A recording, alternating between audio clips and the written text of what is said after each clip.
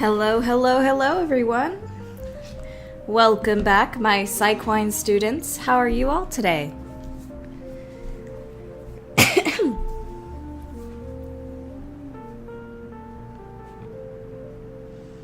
Welcome in, welcome in.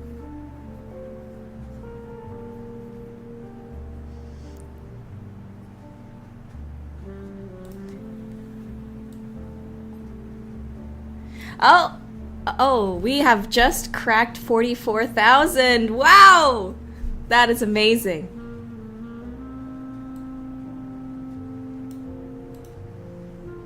Thank you everyone so much. Basically, this past couple days has been just amazing to see what's been happening with the Kickstarter. I am so thankful for everybody's help on funding this project. It's an actual dream come true.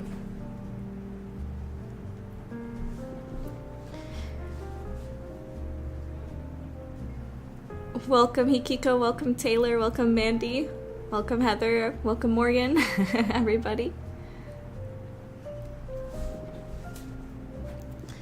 I want to let you guys know too that the Kickstarter, the Discord roles for the Kickstarter will start coming in after the Kickstarter ends. So keep an eye out for that for those who have a tier that will grant them a Discord role. Yeah, I was so happy about about this whole thing that I made that little illustration here with using I did like a render in Blender of all the main characters celebrating our victory. It's really just incredible. I'm so excited to work on this. It's been such a big project in the making. If you have seen my devlogs, especially the first episode, you've kind of seen the struggle. It's been over the past 6 years trying to break into the industry and make original content that will be able to basically sustain me as a job. Kind of my whole goal for these past few years was either I get an industry job or I somehow am able to make my own job. And the books weren't really working out. Mariposa and Kitty Roo didn't work out either yet. Well, Kitty Roo, we did make a finished product, which I'm still super proud of that. And what's great is that it's something that people can play while they wait for Noiramore Academy, I guess. But I don't know how long this stream will be. I'm feeling a little tired, but I really wanted to at least have some bit of a stream because I wanted to thank everybody for the victory. We have the victory!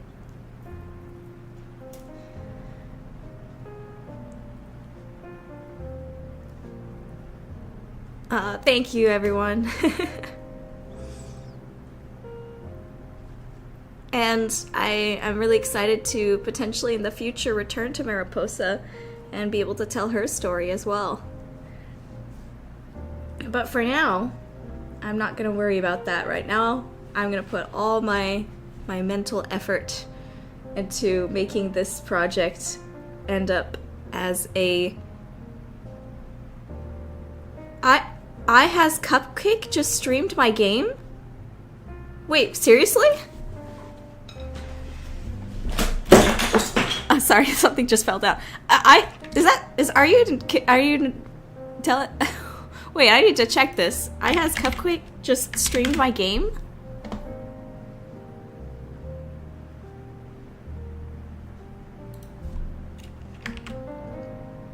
Was this on YouTube, Twitch? I haven't watched. Are you?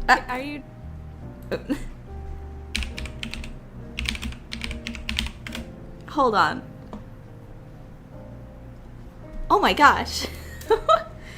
Wait, she is streaming right now. Wait, I'm sorry, I'm double checking this. That's crazy. She finished a little bit ago? What the heck? That's insane! Oh my gosh, she did! What? How did I not know this? Oh, wow, okay. That's crazy. Oh, and she was able to finish it too. Yeah, she was able to finish it. Sorry, that's not like, I'm kind of saying like, because sometimes people might get stuck on the puzzles and need like some time to go look up the solutions or anything, but she like finished it on, wow, that's really awesome. It was the first game she streamed too. Okay, oh wow, that is incredible. After this stream, I gotta go, after I finish this stream, I gotta go watch it, see what she thought. I'm gonna, like, type in her chat real quick, like, thanks for streaming our game.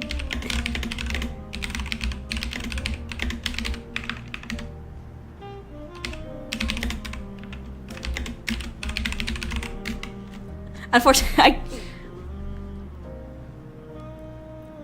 hold on, I'm thanking her in chat real quick. I don't know if she'll see it, but...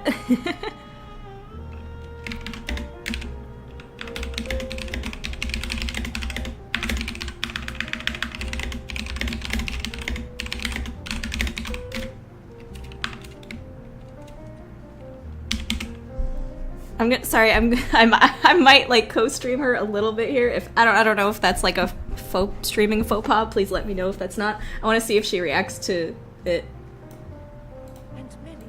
When I see. Oh wait, this is not live. Hold on, let me go to the live part. Ah, there we go. We actually created a new channel in our Discord called, I think it's called Game Rex. What did I title it? This is crazy, dude. It's game recommendations. That's actually crazy. And I'm gonna be taking some game recommendations. Sorry if it's a little low. It is, yeah, Game Rex. And Noiramore Academy was the first game recommended there. So thank you, Safira, for recommending. Oh my god, whoever recommended it to her, thank you so much, Safira. Some recommendations already.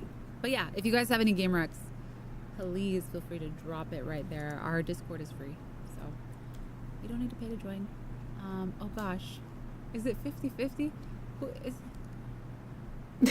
Sorry. Who's gonna win? I'm just curious what she'll say. Oh my gosh, it's so close. Oh, I mean, if she sees it. It's so close. Oops, excuse me. I'll give it till the end of the song, which is 2 minutes long. Wow, that's a very tight one right there. 51% for a short hike, and short hike pulling in the lead. Feels like Mysteria. That yeah, this is streamception. I'm actually gonna add that to my wish list right now. I don't think she saw it. That's okay though. I was trying to remember what it was. She was probably looking at the Discord poll. I was like, I remember seeing this one. This is so cool, dude. This is like this is by far like the biggest person. Maybe we can play that in another stream. This is by far the biggest person that has checked out the game. 2024. New. Okay. I'm not gonna co-opt on her stream anymore. That's amazing. Thank you so much for telling me, guys. And thank you so much for recommending it to her. Like I said, it can be kind of tough for us to, as creators, to ask people to stream our games sometimes, because sometimes they're so big that they just don't see our messages. So having you guys who are like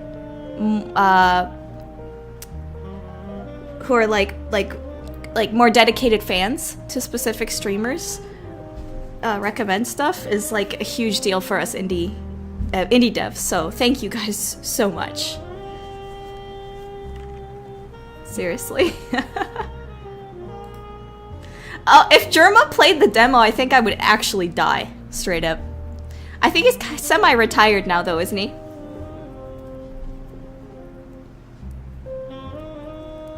But I'm a Germa head, so if he ever played it, it would actually kill me on the spot, probably.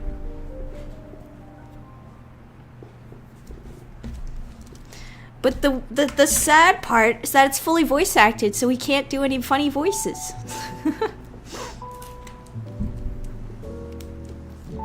Nah, that's not sad. All the voice actors in our demo did an incredibly good job. I'm so excited to be able to hopefully pay them to fully voice the game. If possible. I'd really love to do that. And there's so many other voice actors I gotta hire for future characters, such as Miss Torreira right here. Oh, Hikiko, that's great. You brought up a good point, though. Oh, she saw it! Yay! That's great. Yeah, bringing up a good point. I would love if we could get it translated into Spanish, because there's like a huge community of people that speak Spanish that would probably really enjoy it. And I wish we were able to localize it like a whole bunch. I'd love to get it into like French and Japanese and Spanish and German, Polish. If only localization wasn't such a big cost. At the very least, I want to try to have like text localizations. I might not be able to do full voice acting ones, but I'll have to check the prices on some text-only localizations. The tough bit is that this, again, is a very story-heavy based game, so it's a lot more costly to localize something like my game than it is for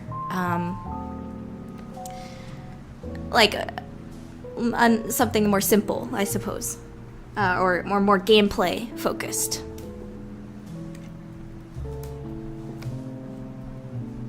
I mean, if you guys would like to help with fan translations, I would be super grateful and open for that. I would have to like look more into it, and of course stuff like that, but that would be really cool and extremely kind. Oh, Tamashi says semi-retired means no set streaming scheduling, instead more spur of the moment. Oh, okay, cool. That's exciting. I'm just glad that he's not like fully retired. Obviously, it's completely up to him. So, I'm glad that he's chilling out, especially because I know he's had some health issues as of late. So, it's good that he doesn't have like the stress of the schedule, as it were. So, hoping the best for Germa.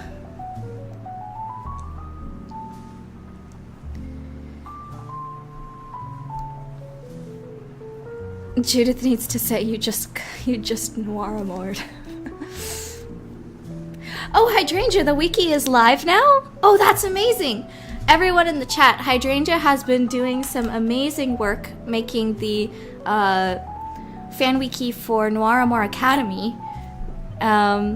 Is it possible? Are you able to put the link in the chat, or is that something only I can do? I have to check my permissions. Let me see. Oh, I see the link right here in the Discord. Of course, Hydrangea says, please remember the wiki is not complete. It's a placeholder. There's placeholder text in some spots and articles are not fully populated. I'd love the help of the community to make this happen. And the style guide is in progress but has not been released yet. If you aren't super confident in your ability to format properly, wait until please wait for the style guide to start making any edits.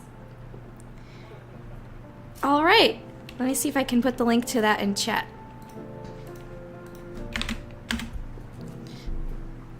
So everyone say thank you to Hydrangea for all their hard work on this.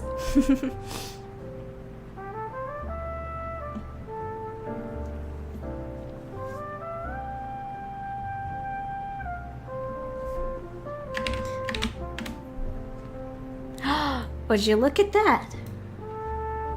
A Noiramore Academy wiki. Look at that. That is so cool. Ooh, we got all the quick links here too. And if you guys are interested, you can help contribute to the wiki here. Wow. Oh, look at that little icon. Look, the Discord server has a little unicorn horn. That is great. Squeak, squeak. Spoiler warning. Is that really what you're up to now? This is awesome. And you know, this is really helpful for us writers too, because sometimes if we forget a certain detail, this is a secret not all these writers will tell you. Sometimes if we forget certain details, we go to the wiki pages to get a quick refresher about things we've already written. So stuff like this is actually super helpful, not just for the fans. Squeak, squeak. Ah, this is so awesome. Everyone, thank you so much, Hydrangea. This is really great. And it's going to be really awesome seeing how it evolves over time, too. I hope Judith explodes.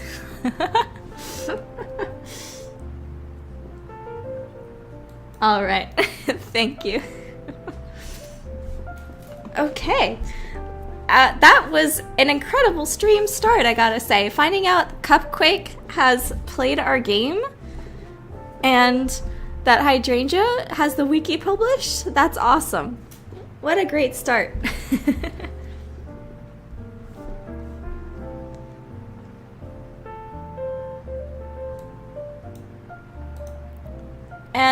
And the fact that we reached 44K on the Kickstarter.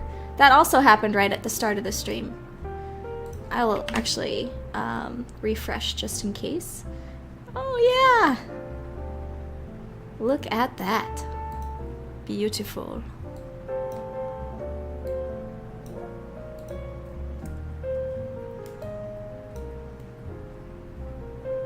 Oh, did Cupquake know that there was a Kickstarter happening? If she got recommended the Steam demo, she might not know that there was a Kickstarter. Oh, she actually, you know, she probably saw in the final trailer at the end, didn't she? It's all good. All right. Now, let's go ahead and look at... So, we're almost done with this sculpt. So if this was a game that was like Fortnite, I would be putting in a lot more details here. Because for a Fortnite style game, what they do is they make a completely finished, detailed sculpt before they make it into a game-ready model. The reason why is because they take all of these little details that have been sculpted in, and then they do something called a bake, which means they take those details and put it onto a 2D texture, a special texture called a normal map. And it tells the computer about these details existing and how the light should react to those details. If that makes sense. I explain it a little bit more in depth in one of my devlogs, but for a game like Fortnite, they try to have all of the little details sculpted in, and that means they also put in the seams on the pants and the textures and little divots and details. But I'm doing something different. I'm doing hand-painted texturing, more like League of Legends or World of Warcraft, and that means that I don't need to sculpt in those details. I'll be painting them on to the finished model. So I don't have to worry about sculpting, I'll have to worry about painting, in other words. Just two different art styles that are a bit similar because they're both stylized, but the process is slightly different. And but there are some hand-painted artists that do a fully detailed sculpt, because what they like to do is they like to also bake in those details, but instead they don't use it as a normal map, they use it as the foundation for their painting. So they take the sculpted details and use it as a foundation for the hand-painted textures, if that makes sense. In any case, because I'm doing low poly hand-painted style, I'm almost done with the sculpt.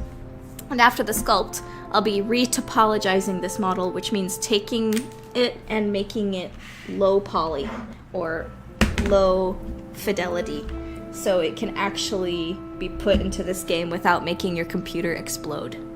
In other words. Because if you actually look at how many polygons are currently on this model,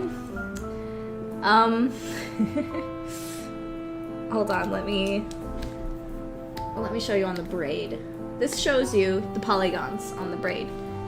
See, every little square is a polygon. So you can see putting this in your game and trying to animate it could make someone's computer explode.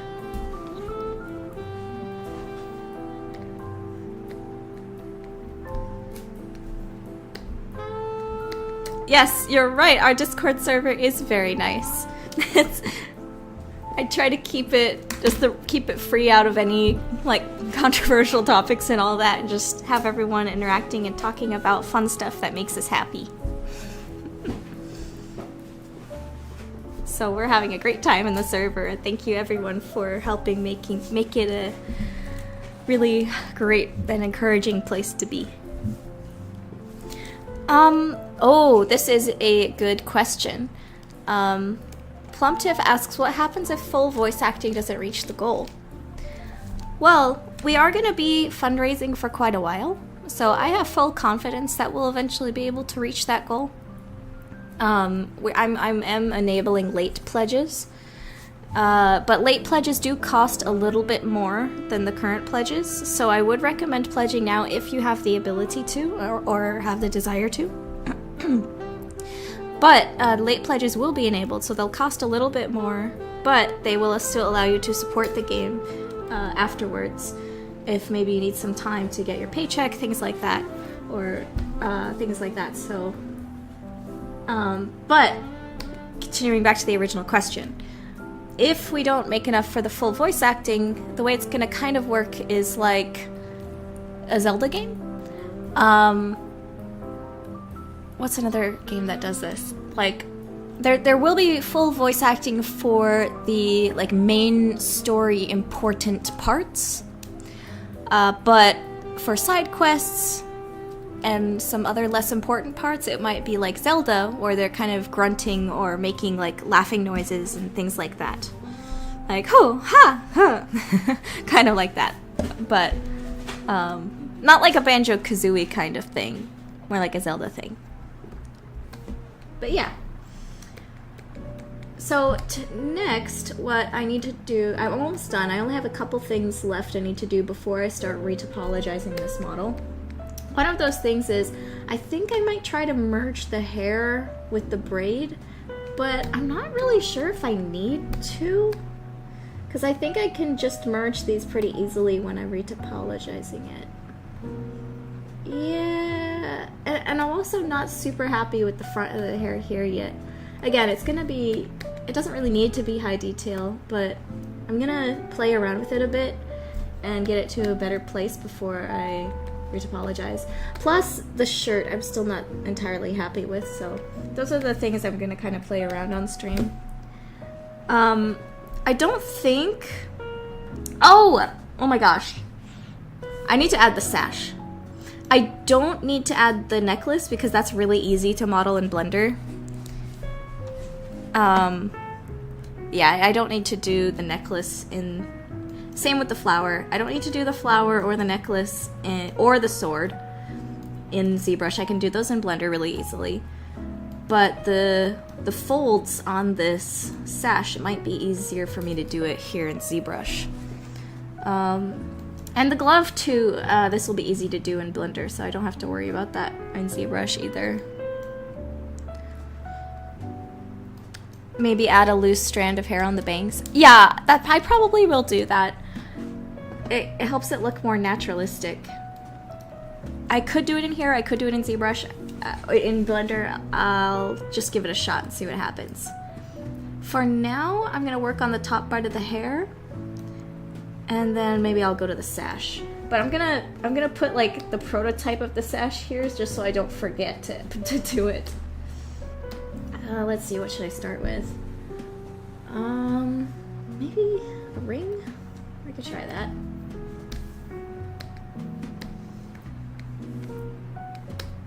Yeah, this'll work.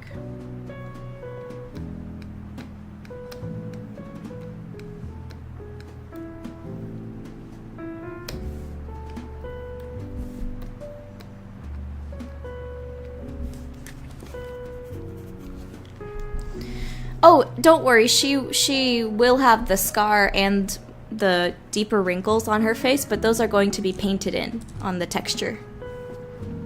And yes, the gloves will be finished in Blender. Because I already have a hand model I made for different characters, I can copy and paste the hand model. Because remaking hands can be really annoying, so I just reuse the model on that to save time. And it really doesn't matter.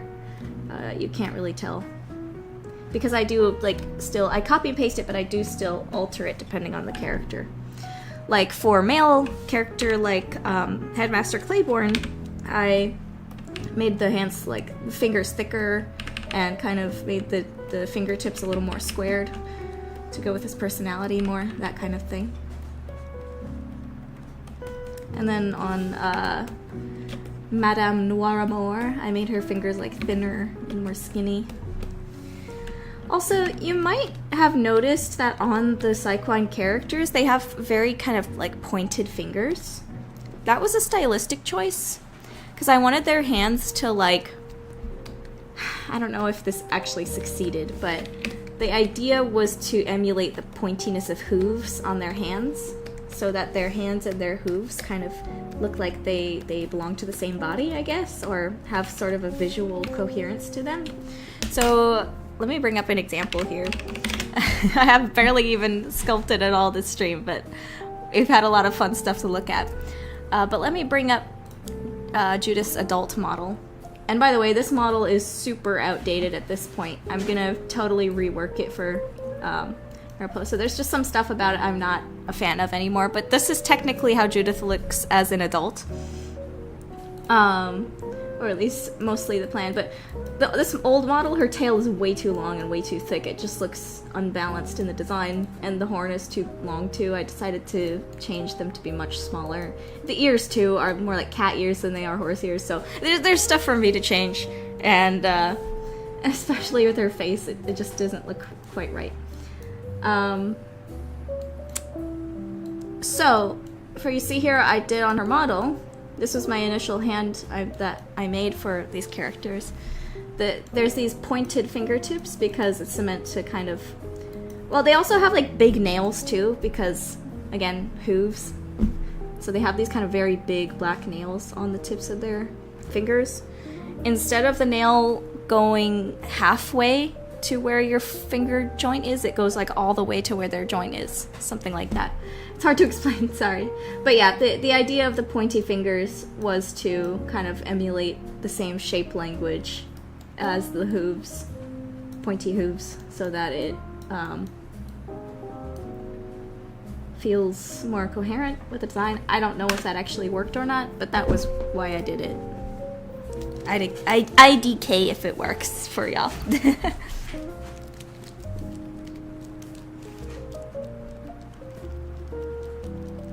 Yes, exactly. Their nails are the same material as the hooves, and they're big, they're pretty thick, that kind of thing.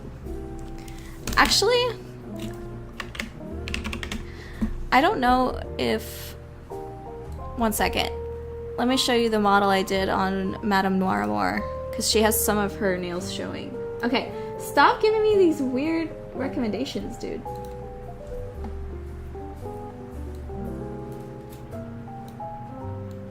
So on her...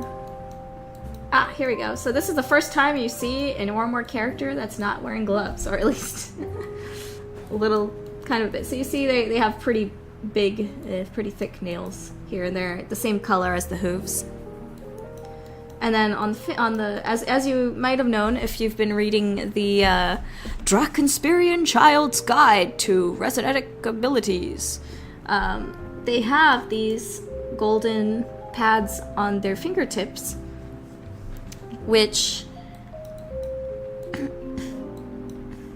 like work like connectors, as it were, or like gosh, what's the word? Synapses? No. In electrical currents, when you have the like two metal things that are touching each other in order to continue the current of the electrical. What are those called? Do any of you know the specifics of when there's like two electric circles, they're touching each other to complete the circuit? Two metal circles. I don't know.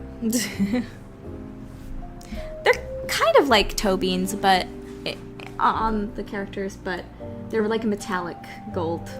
So they like continue circuits almost. Transmitters? Yeah, maybe transmitters, that might be the word. I think that is, yeah. This model was so freaking hard to make, guys. She's like the hardest model I've ever made. She took so long. I had to texture all, like, it was so brutal texturing all of this. I was making her hooves all worn out. I even textured the bottom of her hooves. I was looking up like hoof references. I was getting so tired. I put the little tears on her stockings. The tears in the dress. Modeling out the dress. It was so difficult, but she is... I'm so happy with how she turned out. Can't wait till you guys get to meet her. Her hair was really hard. Conductors? Diodes! I think diodes is the word. Hold on. Is that what I'm thinking of? Yes, I think it is. Is it? Diode. Is it... Well, maybe not diode.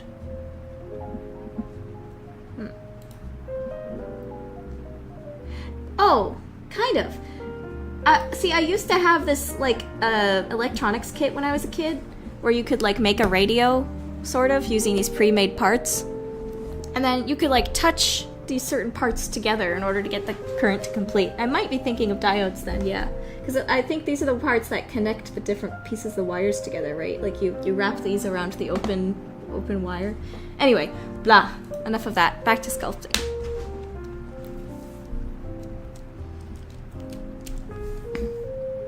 Oh, she looks so good. Thank you!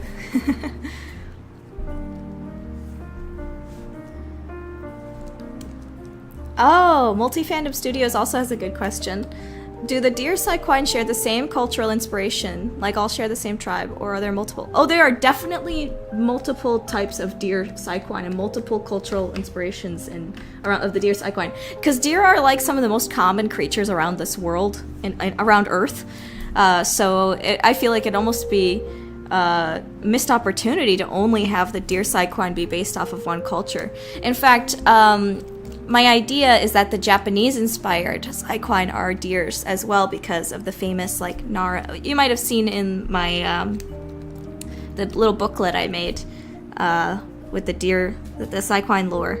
There's a Japanese-inspired character who is a deer. But the reindeer are currently Inuit-inspired peoples. I was also looking for Inuit names and words in order to create some of the names of, like, Miss Nunatak and such. I want to do more research on that as well because the Tanaktuk tribe will be very important to some of the lore in the game. But yeah, there's going to be other deer as well. I'm almost thinking like maybe Irish-inspired deer. I'm still thinking about it, you know, but I was also thinking if there were like moose ones, and they're just, because the crazy thing about moose is that they are megafauna. They're almost like leftover primeval creatures from old times, right? So I have this kind of idea in my head of like moose Psyquine being giants, or like the equivalent of giants, and They're like these mysterious, almost cryptozoology type of beings.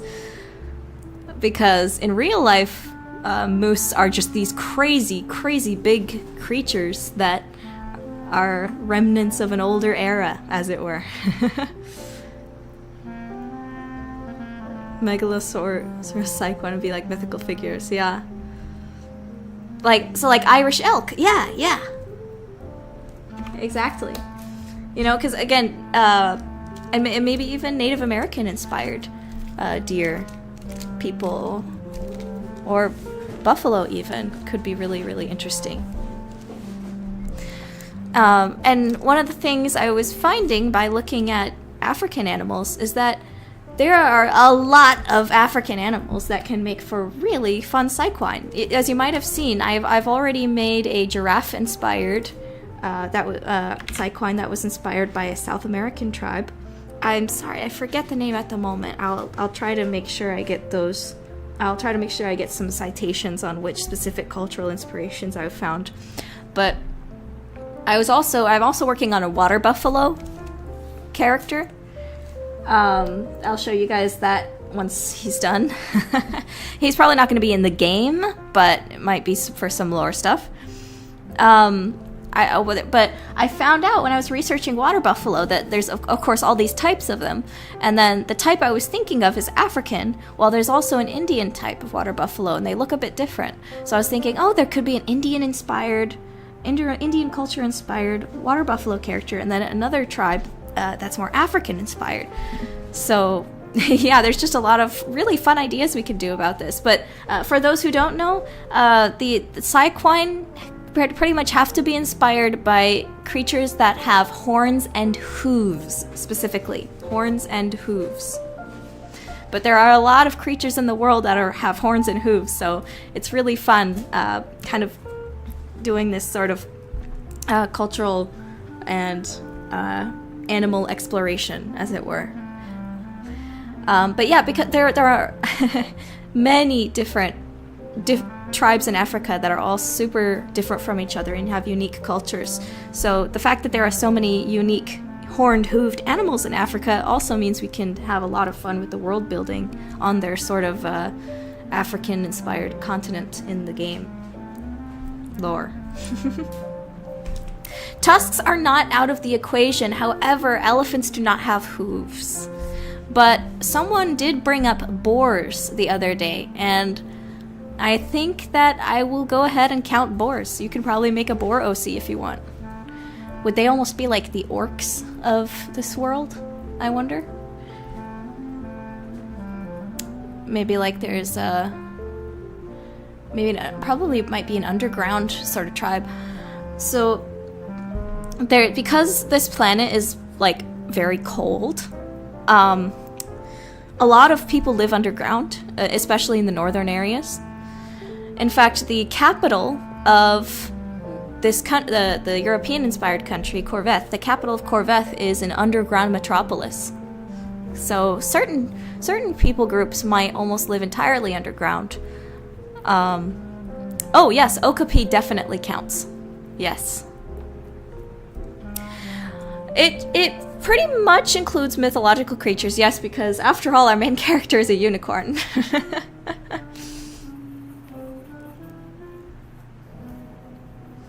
But I'm thinking, yeah, there might be an Irish tribe that is a deer. And yeah, so the country of the country of Corvette is mostly unicorns, but not entirely.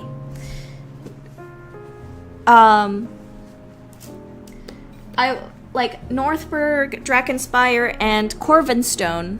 Corvinstone is America inspired. It's the I just thought it would be okay. This is I forgot if I've told you guys this, but I thought it was really funny.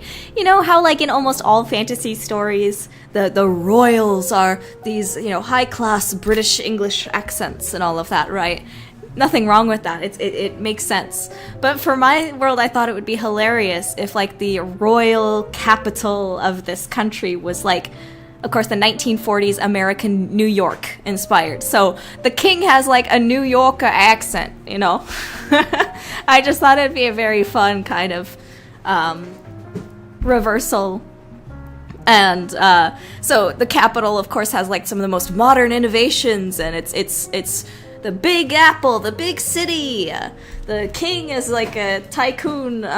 He's got a New York accent. There's a lot of fun. So I just think it'd be fun if we'd ever Art Deco royals. Exactly, Art Deco royals. Maybe there's like a underground mafia going on. They're trading illegal crystals or something like that. I just thought it'd be very hilarious for that to be for the head of the royal state to be New Yorkers, and then he's like a kingpin, yeah. And Drakenspire is one of the fiefdoms, but Drakenspire is the one that's England inspired. But I also was thinking there would be an island off the coast that is Ireland inspired, and they might be some deer people that are very Celtic. Ireland and Scotland, and maybe have like deer people who are very Celtic inspired.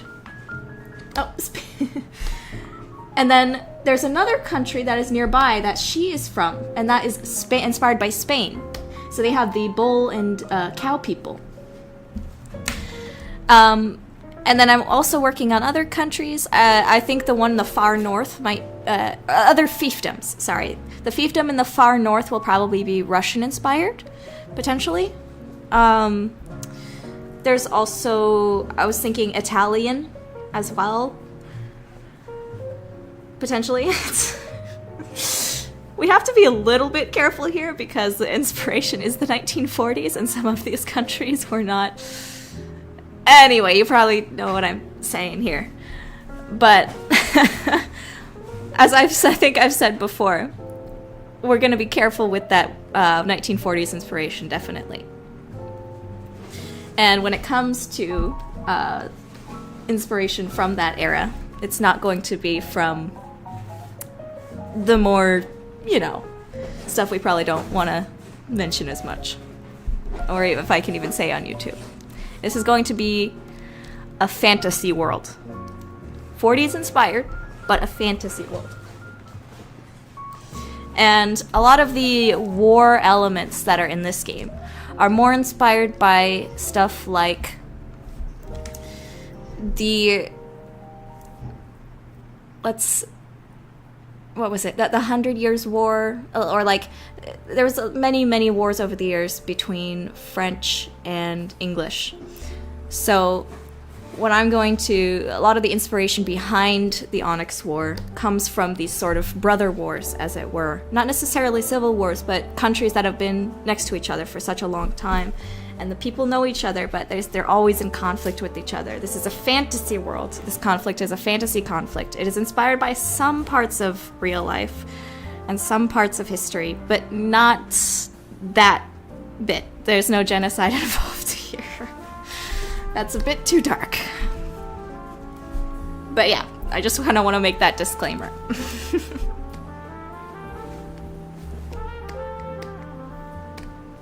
Anyway, back to more positive things. It's because I mentioned Italy specifically that I thought about saying that, but yeah. And the bad guys are French, yes! But I wouldn't even say the bad guys, because stuff like this, when it comes to, like French and English wars, thinking about that history, a lot of innocence is involved in that, and I'm not gonna just have it be like, Northburg are the bad guys, Drakenspire is the good guys, Because this isn't a situation like the Civil War or, again, cough cough, other stuff, where there's a lot of things I can't mention involved. This is stuff that is a bad stuff inspired more by, like, again, the French English wars. And anyway, on to the next topics.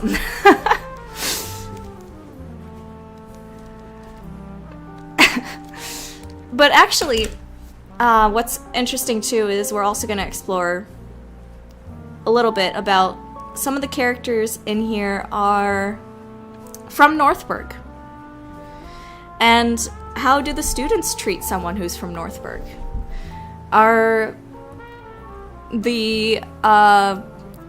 Is there still like a huge grudge between, you know, the Northburgians and Drakenspearians, right? Is there gonna be some old wounds that make themselves known, and some of these characters experience that? Maybe people don't really like the fact that Gina is dressed up as a fluff bat, which was the mascot of Northburg, right? We're going to explore some of those topics in the game, and I think it's going to be really interesting. Creative liberty, so to speak. Yeah, exactly.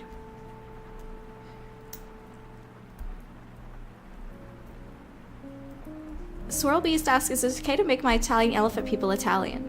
Or Sicilian code? Yeah, sure. Have fun with it. Again, elephants probably are not going to be canon in this game, but y'all also see you can have fun with it.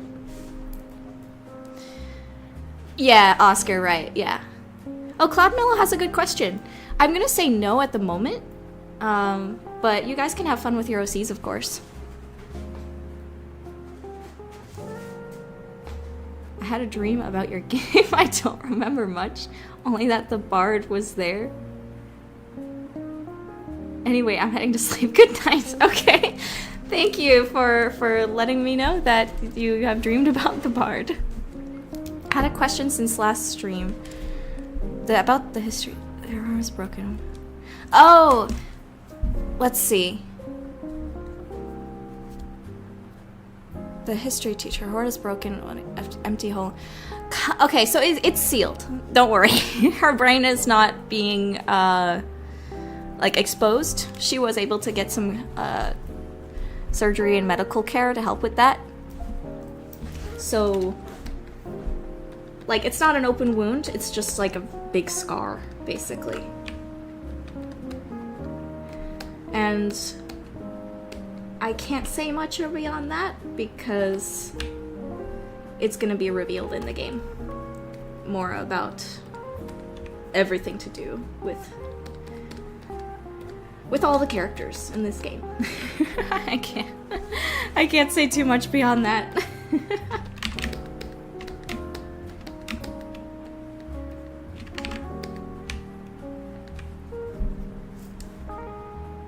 Has anyone tried sticking something on that part when she's sleeping? Oh my goodness. No, because the teachers' dorm rooms are locked and not available for students to visit for obvious reasons. Though wait, I don't know if Grinsby actually lives in the dorm. I think she lives with her husband. Probably in town. Yeah. I think I'd had it that she lives in town. But I might change that. I'm still working on it. I will not say any more about lore things of that nature as of yet. Hello, Lou. Welcome back. Ah, Charade, welcome. Yes, the sculpting is going well, even though I've barely done anything because we've been talking about so many fun things.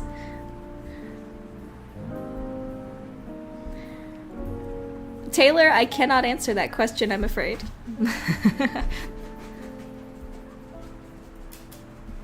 Some story stuff I just cannot answer, unfortunately, but you'll get your answers in the game.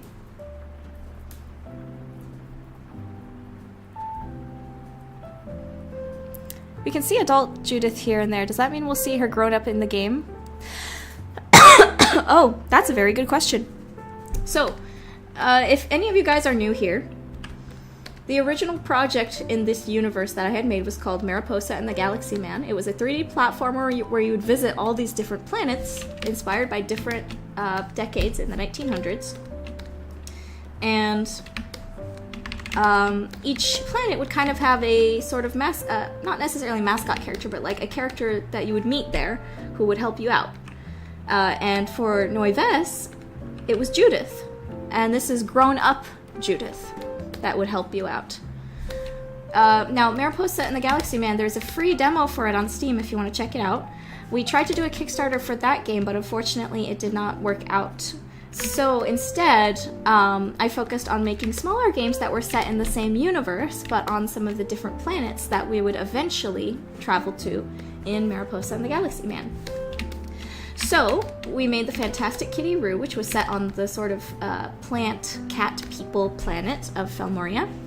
And that game is on Steam right now for about $6. It's a little rhythm game / visual novel, point and click, which is very cute and fun, if I do say so myself. And that it goes over the backstory of one of the characters that will appear in Mariposa when she's a kid. And Noiramore Academy is the same deal, where it's focusing on the backstory of one of those kind of mascot or helper characters, main characters in Mariposa and the Galaxy Man. So, Judith is the main character of this game, and she will appear as an adult in Mariposa and the Galaxy Man when that game is done someday. So, in other words, you could just think of Noiramore Academy as the backstory for a character who will appear as an adult in one of our other games in the future.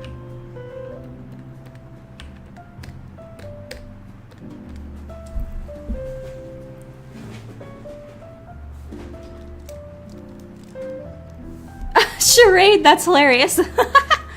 Shove fireworks in her skull.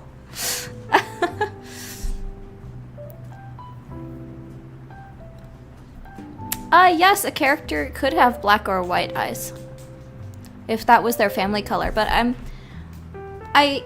still playing around with the idea of that. I feel like black and white would probably have a specific significance, potentially religious significance, or maybe if they have gray eyes or black eyes, white eyes, maybe they are nameless, they don't have a family, so they have no color to attune their eyes to. Because guys, they can change their eye color, by the way.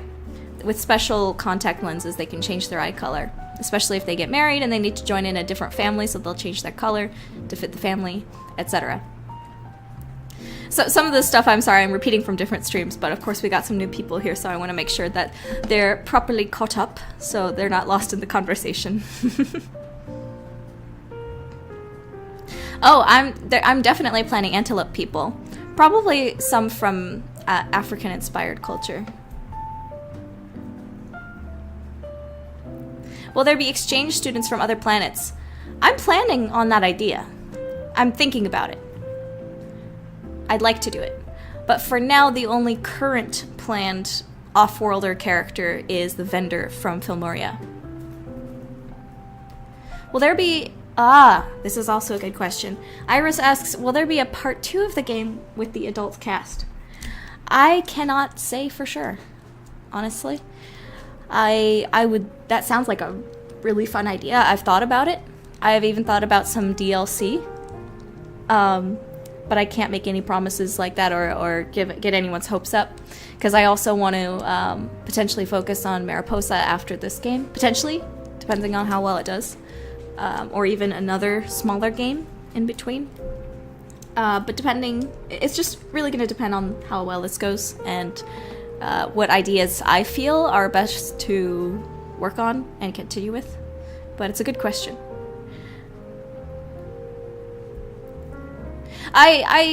Cloud, I changed the price from Kitty Roo because I kind of realized that it probably wasn't worth $12 for such a short experience. So it's $6 now.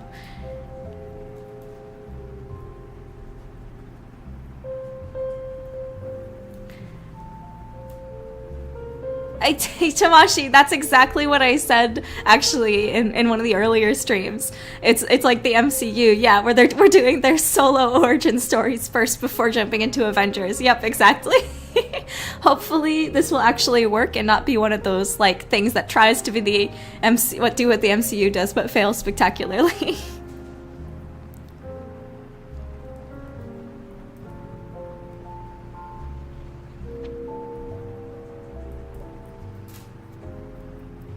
Are family colors a thing in every culture on this planet? Not necessarily.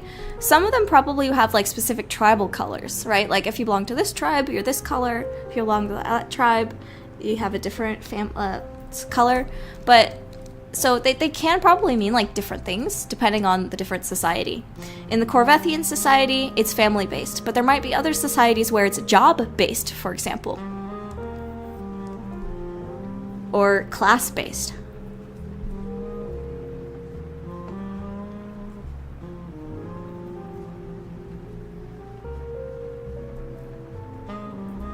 Sorry, I'm trying to catch up with chat. Oh, good question, Oscar. Since dragons and bats feature in Noives family crests, what about birds, big cats, and other heraldic beasts? Oh yeah, totally.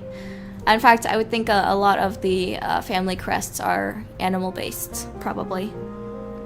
Not all of them, because you'd run out of animals pretty quick, but, you know.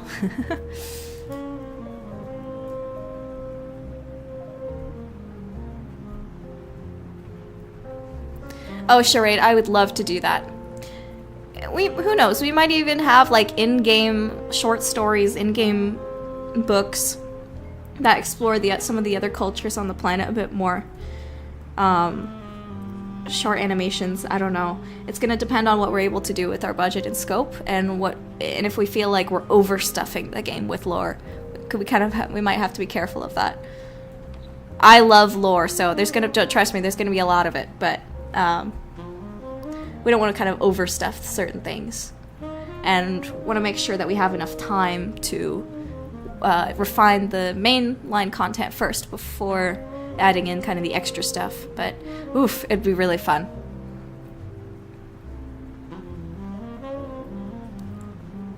Question, have you considered narwhals?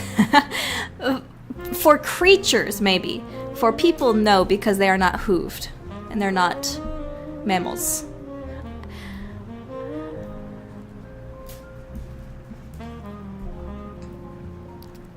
Narwhals could be like the mermaids. That's actually a great point. That's actually a very good point. I do have ideas for mermaids already, but they're not necessarily sapient mermaids. They're like creature mermaids. There are dragons in this world, though, and they are intelligent. But I'm not going to say anything more about them, because I have some big plans. I have some big plans coming up, and I can't tell you.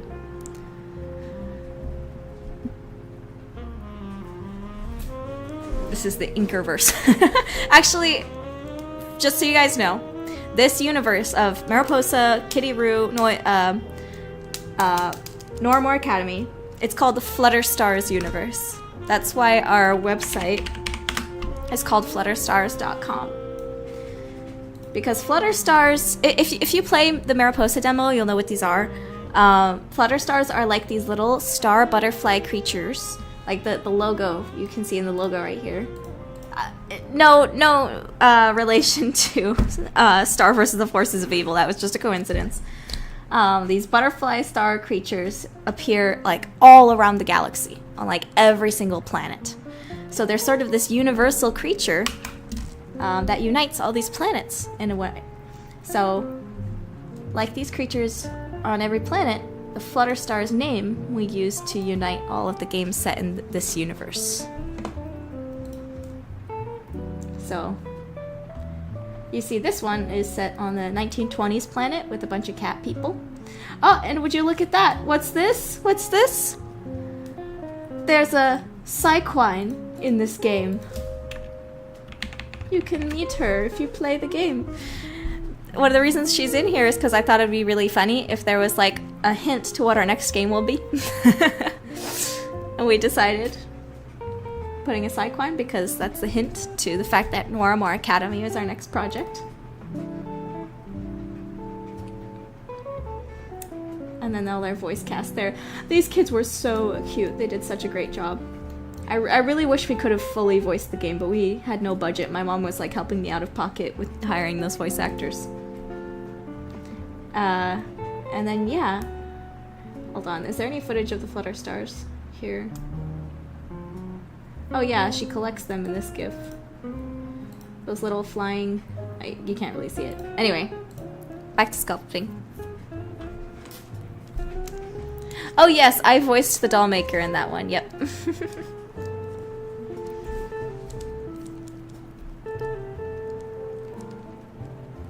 Oh my gosh, Oscar, you are right. Narwhals are mammals. I'm stupid. I forgot about that. I think I meant to say what my brain... No, I have to own up to that. You're right.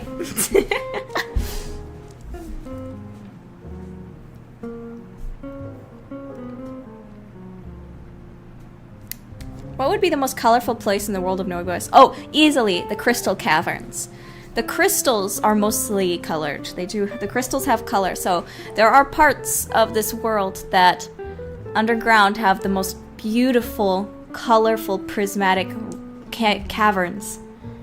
And it's just incredible. Like, a lot of times they're converted into religious places or places of worship.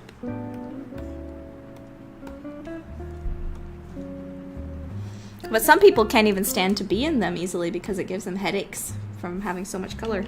Because they're not used to it mentally. Gives them eye strain.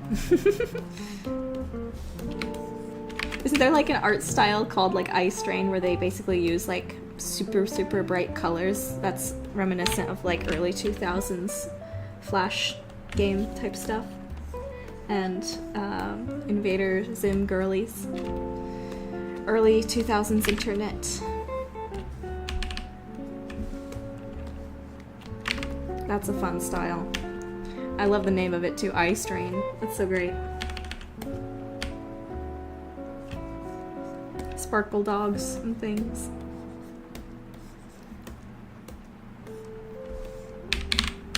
Ah, the days of my youth. Going on DeviantArt. Seeing everybody's crazy OCs. Those were the days. But I'm also glad to be rid of them because now I'm actually making things that are good. Instead of my old cringy Star Wars OCs. Those were fun though. Just because it's cringe doesn't mean it's bad for your development and growth as an artist.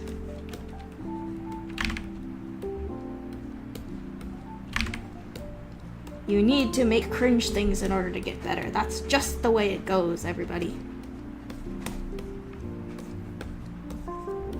It's a natural state of the human life.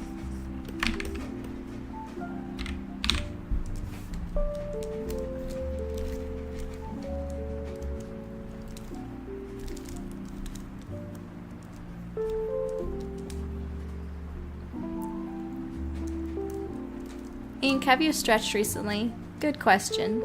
Last night. I did Pilates last night.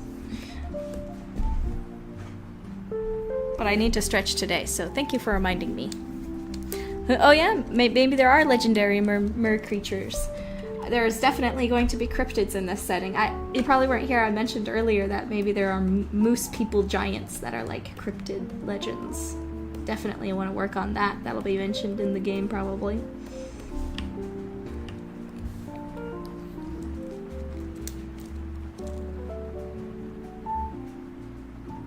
Oh, like that, you're right. That episode in Smiling Friends was basically just eye strain art. Exactly. Oh, maybe this is too far down.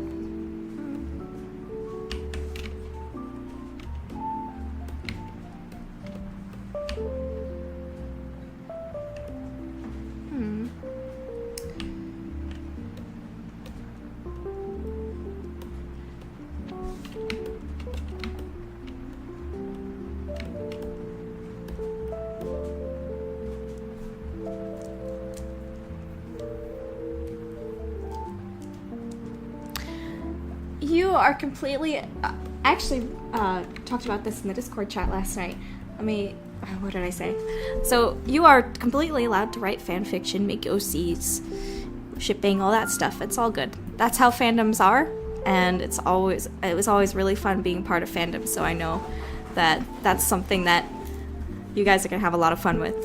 However, I cannot read any of your fan fiction, and I probably will have to avoid fan theories as well, because for legal reasons. If something in game ends up being too similar to a fan fiction concept, it can lead to legal troubles. That's happened before, and I think specifically with an author. And then also, I want to keep my mind kind of clean and clear of any kind of fan influence or outside influence, so that I can kind of make the most sort of pure vision of keep my vision of the game, story, and characters pure, as it were, and not feel like I'm taking anything from you guys, you know, if that makes sense. So you're free to make fan fiction. I can't read it. Have fun. Multi-Fandom Studios also has an excellent question. Speaking of religion, are there multiple gods or just one god? Do they not worship gods at all?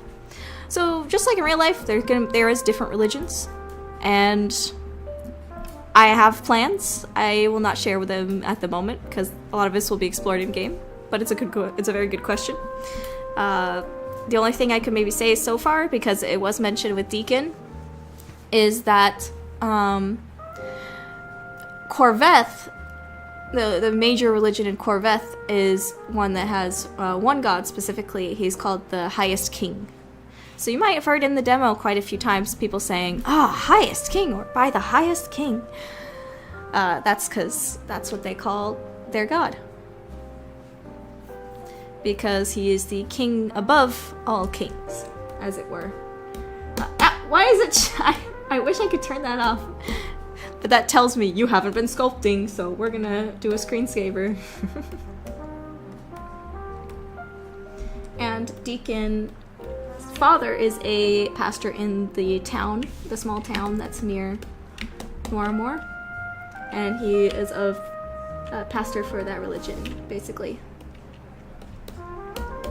But there are different religions as well in this world, and maybe you will get to hear more about them in game.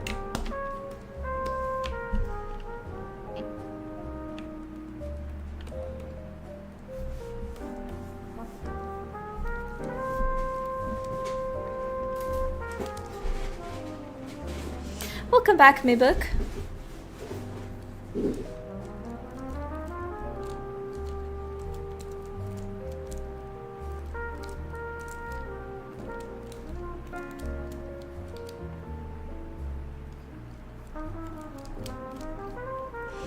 Yes, you're right.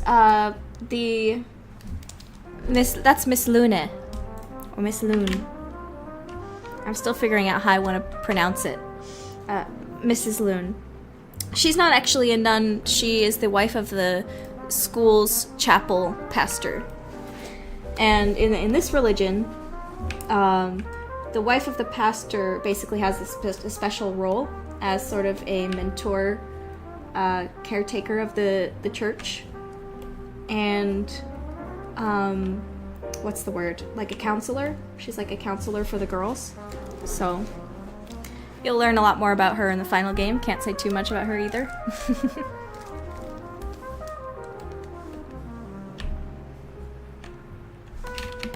But yeah, she's basically like the school counselor.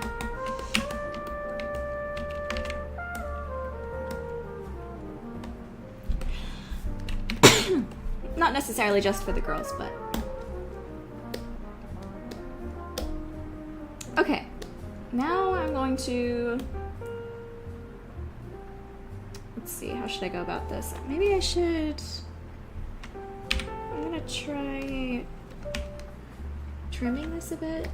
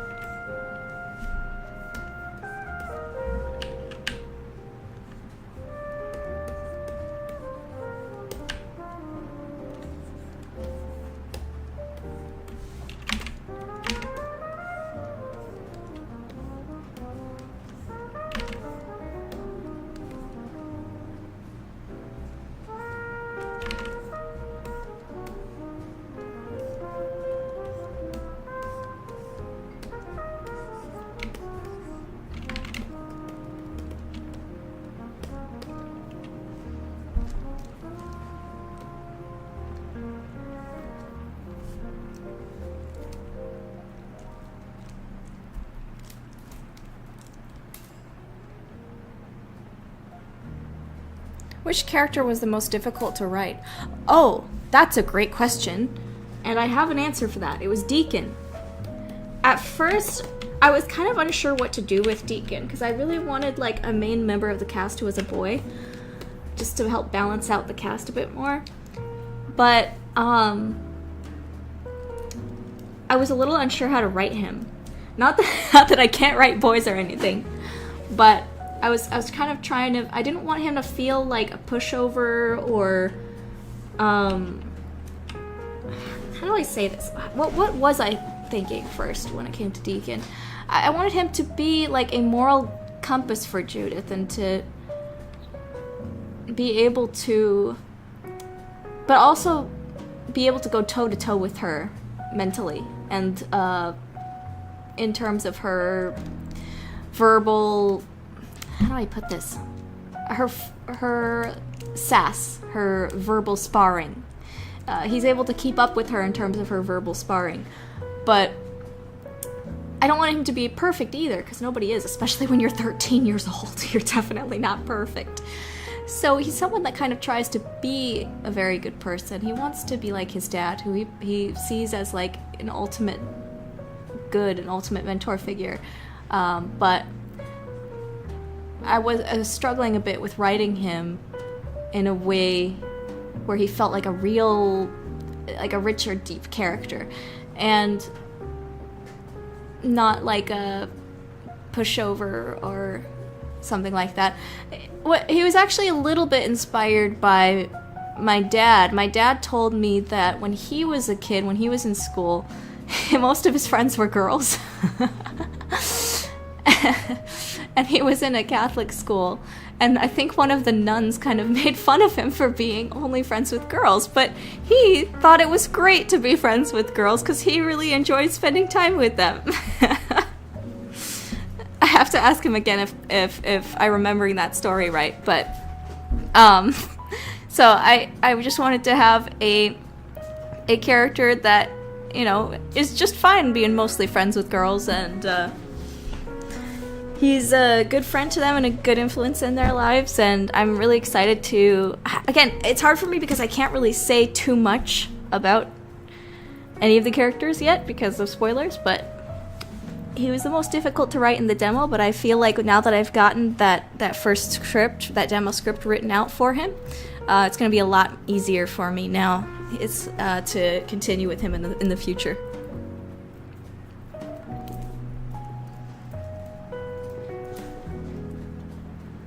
Yeah.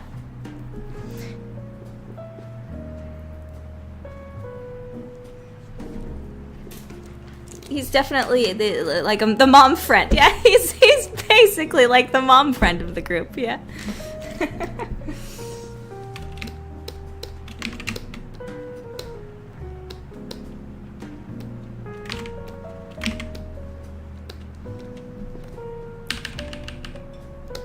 He helps out his girls.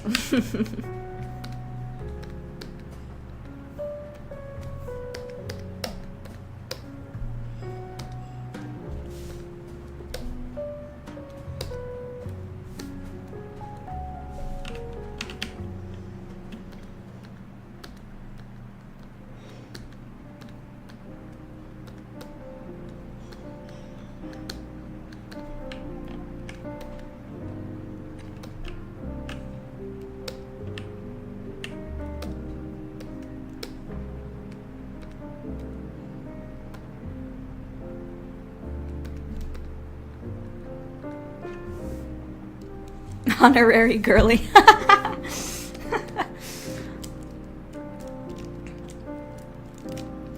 Gosh, that's a very good question, Sarlacc, in terms of the colorblind accessibility. That's something I definitely have to think about a bit more, because I definitely want it to be accessible to colorblind people, but yeah, with the current art style, I'll have to put some thought into it. Someone in the Discord chat was suggesting like not only having color, but also having some symbols as well to be able to tell more. So that's something we're definitely going to take into consideration for the final game. Is colorblind accessibility. We might also just like have a colorblind mode. I know League of Legends does that. League has a colorblind mode that helps out a lot with being able to like tell apart the teams and stuff like that. So we might have a colorblind mode.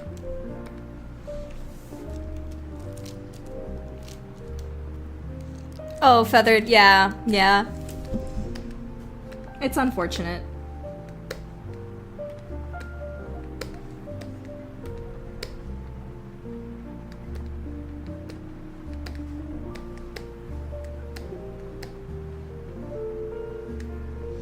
Okay, I'm going to go ahead and remesh.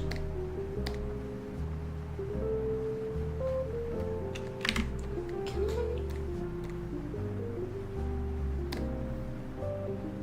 do that?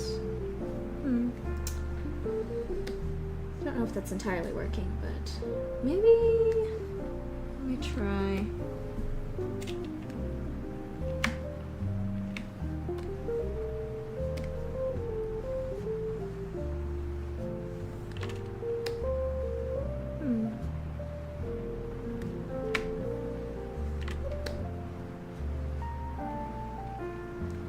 A little better, maybe? A little more edge to it.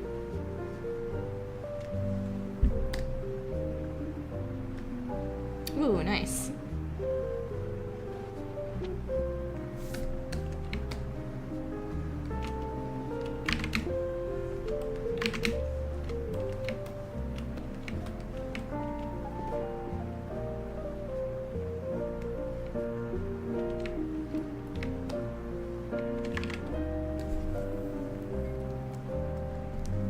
Oh yeah, that might help.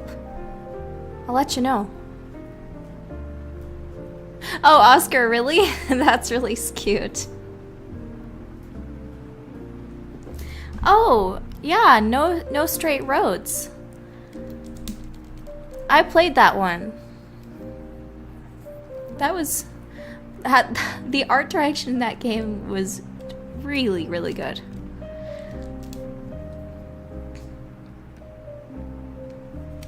Question, are female students allowed to wear the masculine uniform and vice versa?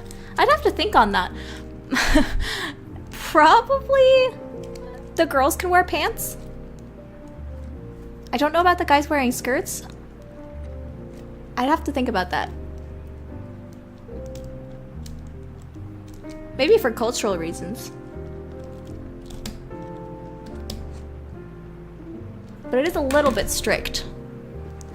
Like, they're probably pretty strict on some of those rules. If we're talking about like 40s boarding school type of thing. But I'll tentatively say the girls can wear pants if they want. Girls wear, I think, is fairly normal. Well, I'd have to look back in the fashion history. I'd have to think about it. But definitely kilts. I mentioned earlier that there's probably Celtic and Scottish inspired people, and so there probably would definitely be a cultural exception for people wearing kilts and guys wearing kilts. That'd be... I'm so stupid, you're right. I'm literally modeling a lady with pants right now. I was thinking about the students, though. I was thinking about the students. The teachers can wear... I was thinking specifically about the student uniforms. Okay.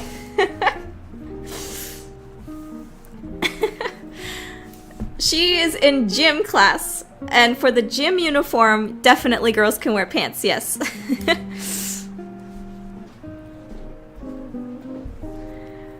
I'm actually working on designing the gym outfit for the girls and guys. They would probably be pretty similar, honestly. The school might even just cheap out and be like, both of you guys, you get the same ones. We don't care. The girls need pants for gym class anyway. So yeah, I would say that the gym outfit probably is on pants.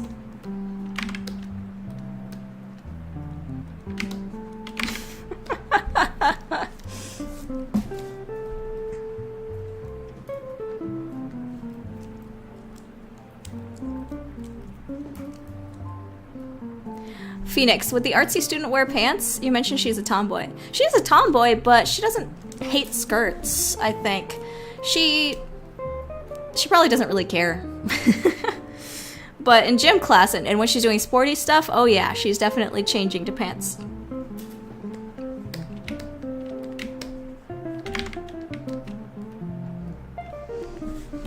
But she doesn't really care much about her clothes in general, because as you probably have noticed, her skirt is like covered in paint.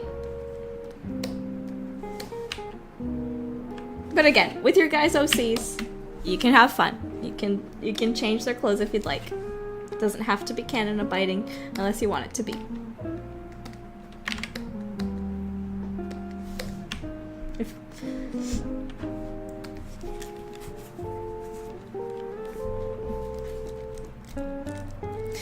Taylor, I actually mentioned this in the previous stream, that it's not always the woman who changes her family name in this one. It's actually more based on the family status. Oh, someone mentioned earlier the sheep people being fluffy. Oh yeah, definitely. The sheep people are fluffy. For sure. I'm already thinking about cute sheep people designs because it's gonna be good. But yeah, that whoever is marrying into the family that has a bigger status, basically, is who kind of changes the eye color and family name.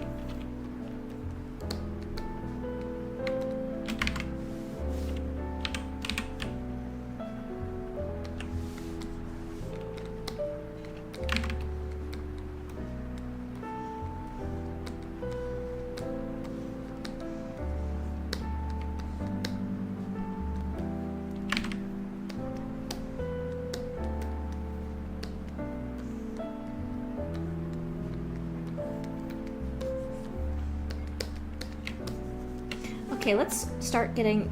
Oh, I changed color. That's fine. Let me start doing some of these. Gosh, doesn't seem quite right. Let me... I think... Let's try this.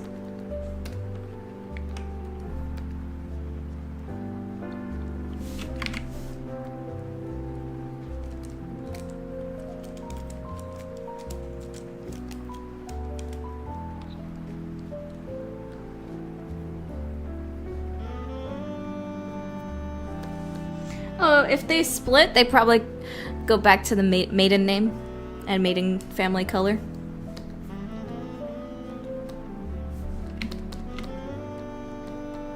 Similar to, you know, in real life, I guess, with divorces.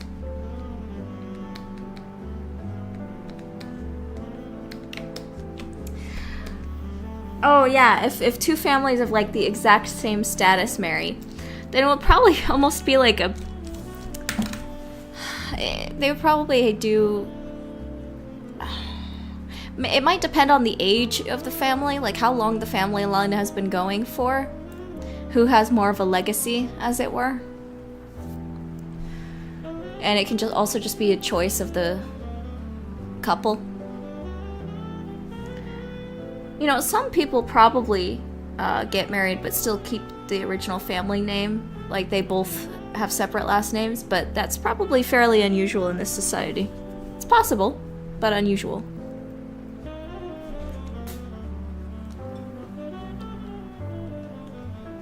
Because like the whole like family lineage thing is so kind of ingrained and important in the culture. But if it's two high family lines, they might try to keep both sides of the family alive in some way. One eye from each. That's a fun idea too. Maybe that might be something that some families do if they decide to unite the clans, as it were, for maybe if two families have been fighting for a long time and they decide to kind of sort of unite the clans, they do a half and half. both of them have one eye one color, one eye the other color.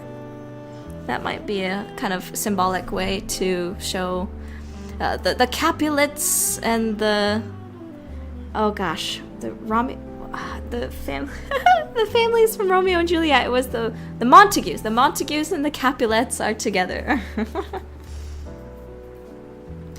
What's the male version of the maiden name? I don't know. Is there a male version of that word?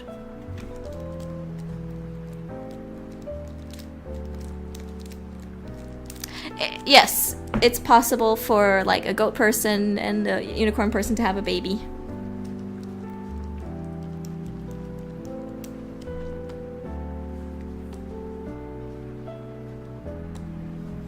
Some couples hyphenate, that's true. Oh, having glove merchandise would be really fun. Maybe someday in the future if we get big enough to make like clothes merchandise. That's pretty expensive to produce, unfortunately. T-shirts might be possible in the future. I've tried to make t-shirts before though, but man, they can be expensive to produce. But if you get the cheap ones, like the pattern washes out like after only a couple washes, so it's not even worth it. So I have to find like a good t-shirt company. Probably like something screen printing maybe, because the screen printing is so much more hardy.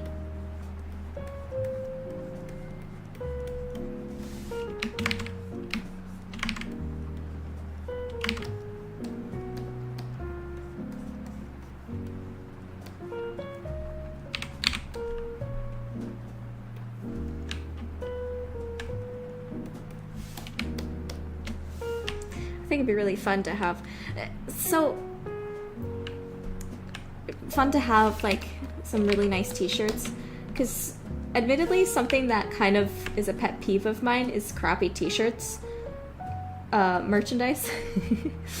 Sometimes there's a game that has such beautiful art and design, and then I go to their merch store and the t-shirts are just so bland and boring, like GameStop type merch, I guess. I'm not really dissing GameStop here. I used to work at ThinkGeek, which was part of GameStop, but sometimes the t-shirts had just the most boring designs, and not only that, but they almost never have women's sizes. And I know you're probably thinking like, well, why don't you just wear a unisex shirt? And I could, but they never fit me. I'm like extra small, so if I'm wearing like a normal small unisex shirt, it looks super baggy on me, so I have to get like small women's cut shirt to have it actually fit me. So it's tough for me to find like t-shirts that actually fit. So I loved how the League of Legends web store had not only some really beautiful art designs, but also like they had women small, and I was like, yay, woohoo! So, but my main complaint too is that a lot of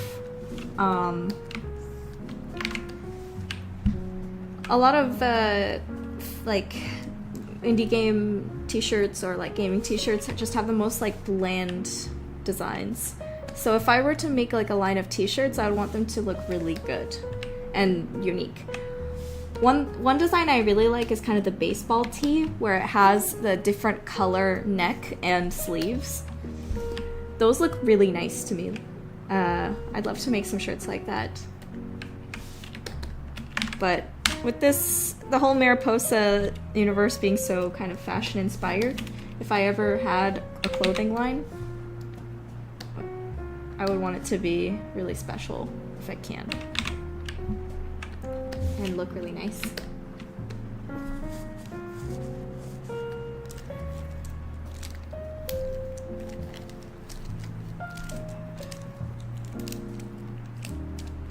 Thank you for joining, Cloud. Thank you for joining, Cloud Malo. Always nice to have you here.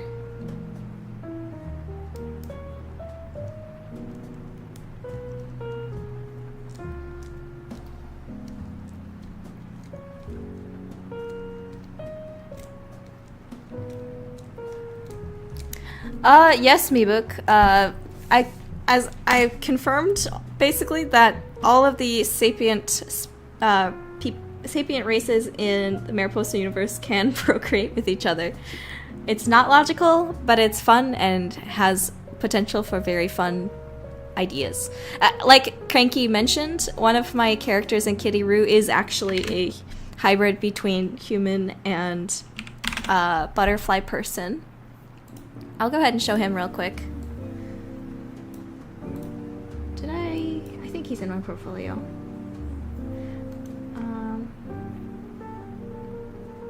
Oh, wait, hold on. Where? There we go. Okay. So this is the Great Magonas, who is his dad.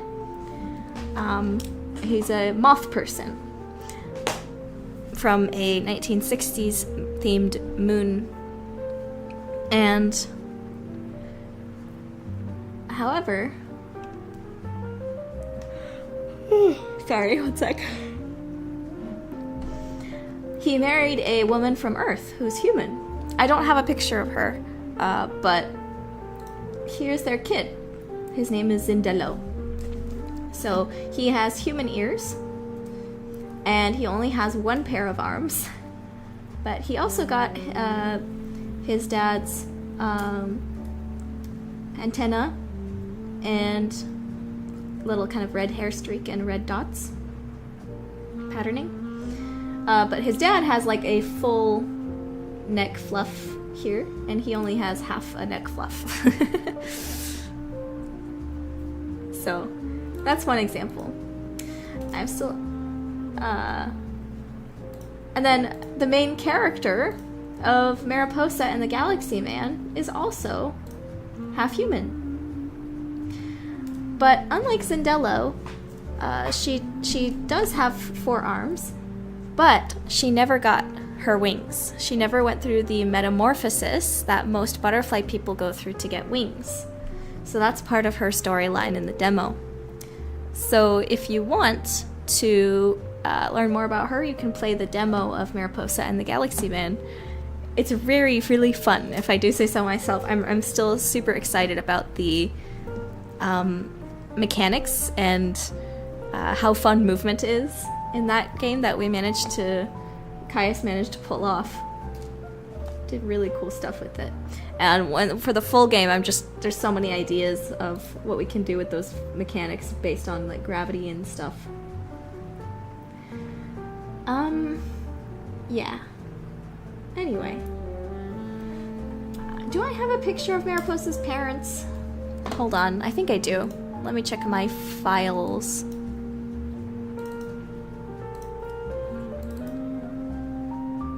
I do.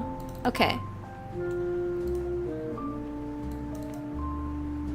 Here is Mariposa's family portrait. This was taken a few years ago though, when Mariposa was like 10. And her cat was still like a kitten.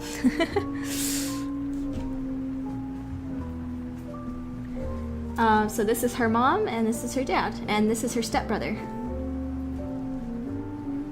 Or half-brother.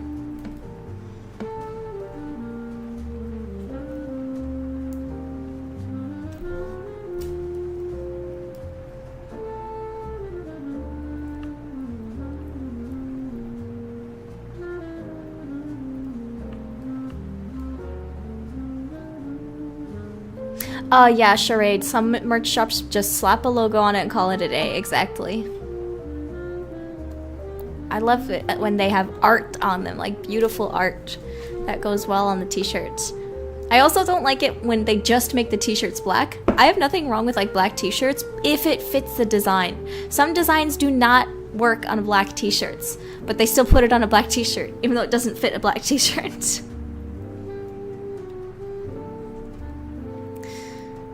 It's been lovely having you here, Charade. Have a nice day.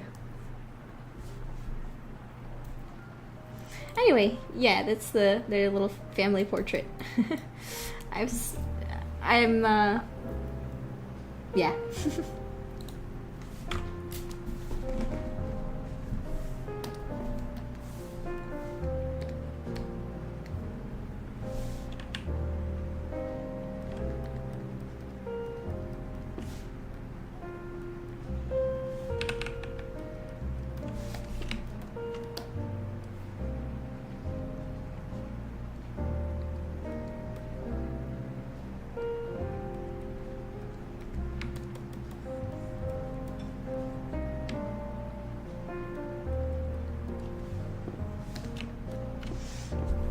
Oh, and I don't think I forgot.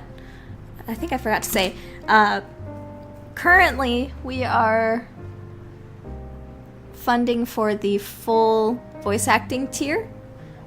And the tier for that one is 50,000. We're currently at 44,247. So we'll need about 5,800 more to fund full voice acting. So we have about 15 hours to go. I don't know if we'll make it, but it's okay. We're also going to have late pledging as well, so not a lot of pressure.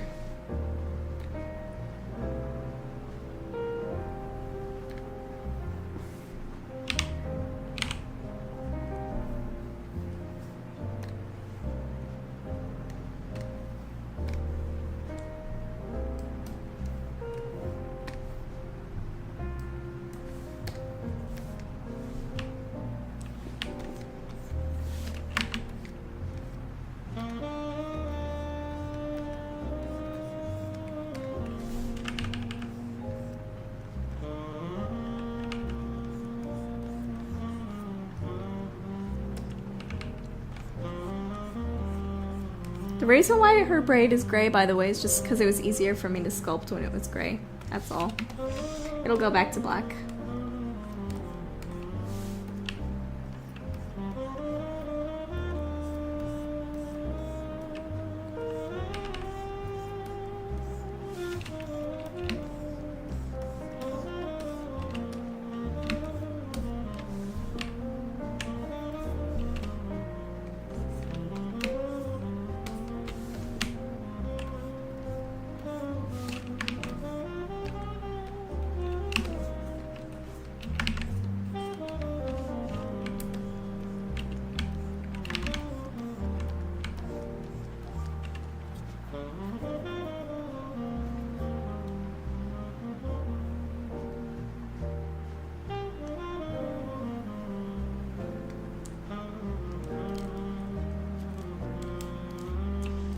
I can't answer any more questions about hybrid kids just yet. I'll be making some lore stuff about that soon enough. And yes, late pledging is enabled in the settings, so don't worry. In my Kickstarter settings, it's all set up already, so no worries.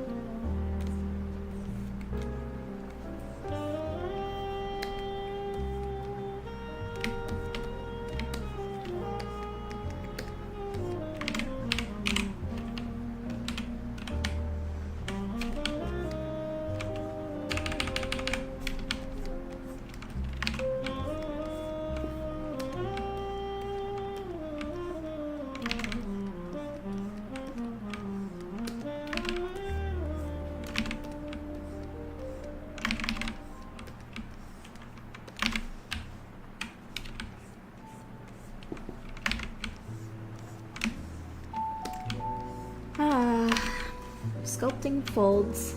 It can be pretty relaxing. And I'm sorry if I don't answer like every question in the chat, but I'm trying to at least get the ones that I can answer anyway.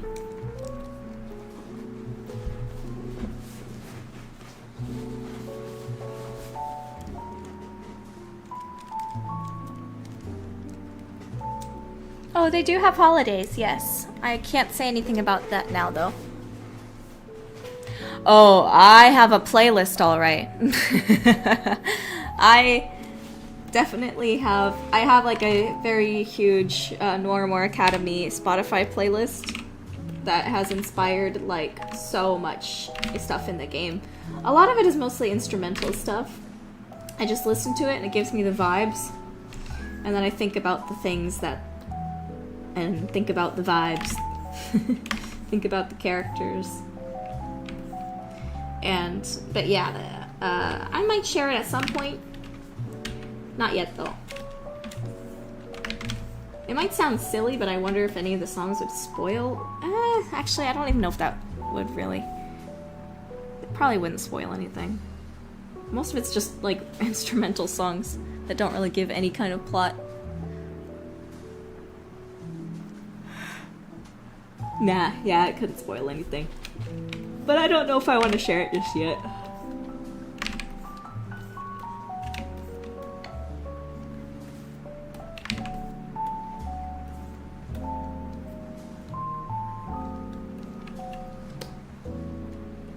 I've had people before ask me too what the surge is, because the surge is mentioned a couple times in the demo. I can't say anything more about it yet. You'll just have to wait and find out.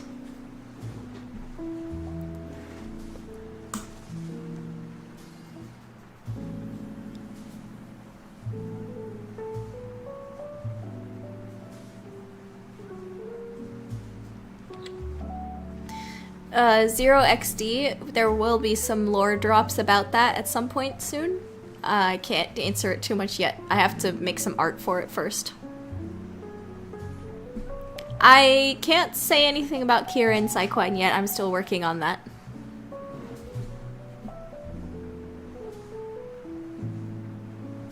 Okay, Zero. I saw your question. It's alright. Not yet. I can't answer that yet. There's going to be a lore drop.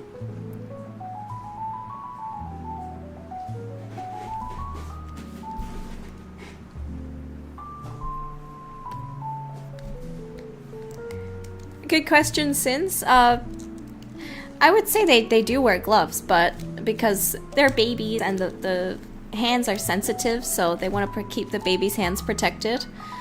But of course, when like holding the baby, soothing the baby, they would probably, you know, hold hands with the baby to help her feel safe and help her feel like she's connected with her mama. So, yeah. Very cute.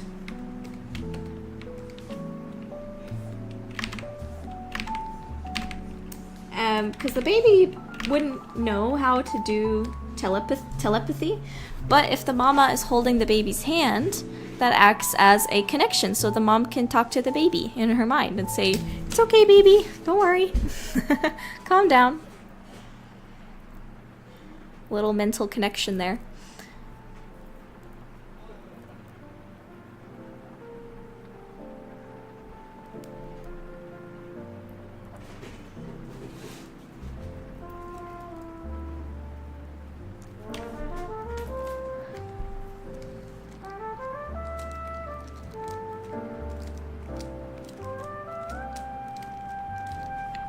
Yeah, Petal, you're right. It is making me crazy. I'd love to just dump about...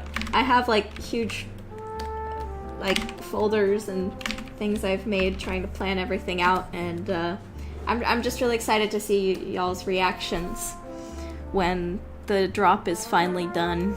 The actual games drop. But we've got a long ways to wait on that for now.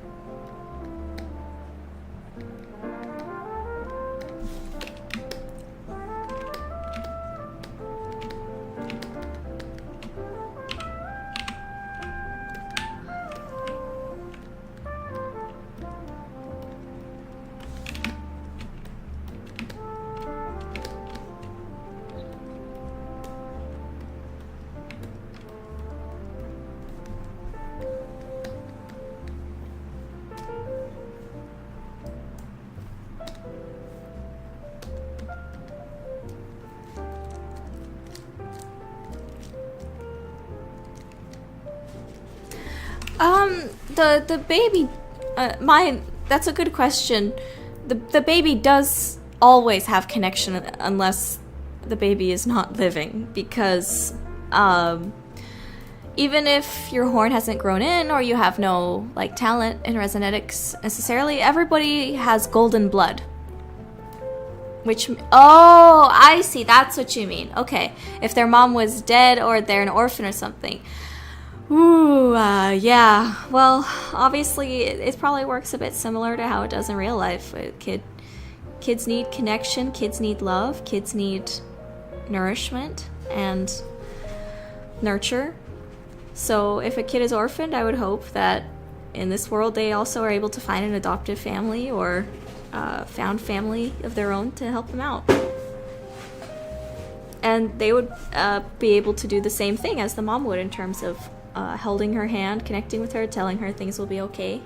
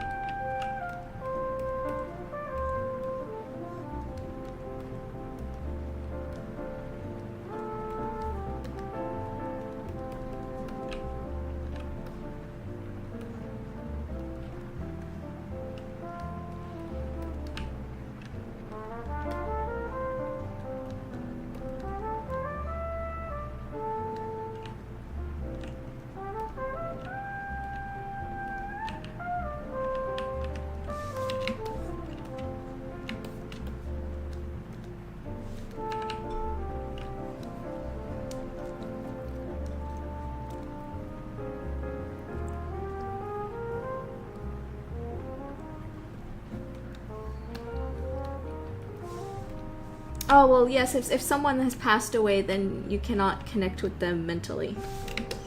It's like, if the brain is gone, then there's no connection left. It's like a phone number that has been canceled. You try to call it, you don't receive anything, I suppose. Obviously, you still keep the memories of that person, you just cannot contact them through telepathy. Because there's nothing on the other side. A bit sad, but yeah.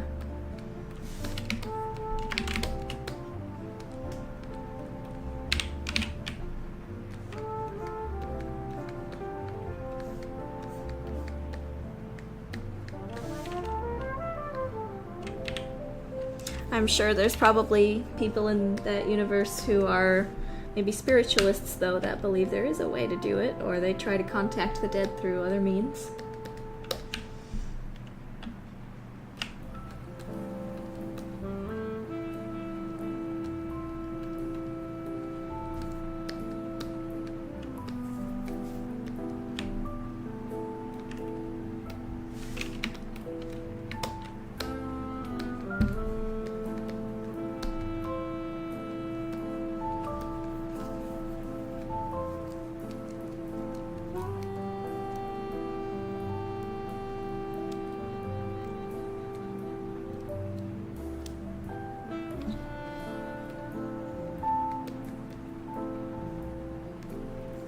See ya, Oscar.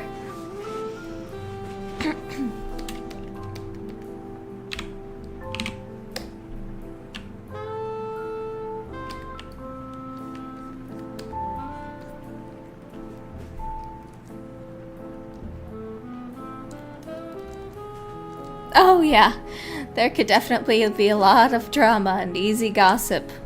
Well, thing is, again, this telepathy stuff, the idea of it is based off of radios. And of course, the technology of radios developed quite a bit, and eventually we were able to make cell phones and social media, so it's really not too far off from what we currently have. You know, if you're gossiping about someone behind their back, you can do the same thing today. You don't even need telepathy to do it. Just gossip about someone over the phone or texting them while you're talking to someone. People are mean, and so we always are finding ways to communicate and keep secrets and all that sort of stuff. Oh, hello, Tuli. Thank you so much for backing our project. Thank you so much.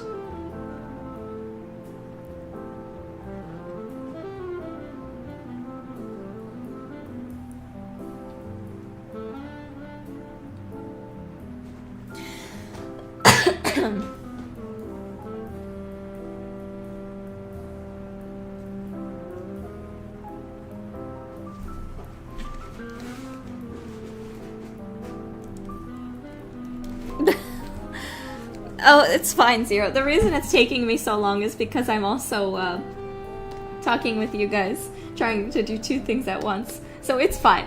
It doesn't actually take me this long to make a character. I'm just splitting my attention quite a bit here. And I'm not blaming you guys at all either. Because the whole point of these streams is to interact with you guys and have fun. Oh my god, what did I do? What is that? Oh no. I accidentally hit that layer button, didn't I? I think this is how it, like... Ah! Okay, good, that worked. That scared me. I didn't know how to fix that the first time that happened to me. I made a misclick there.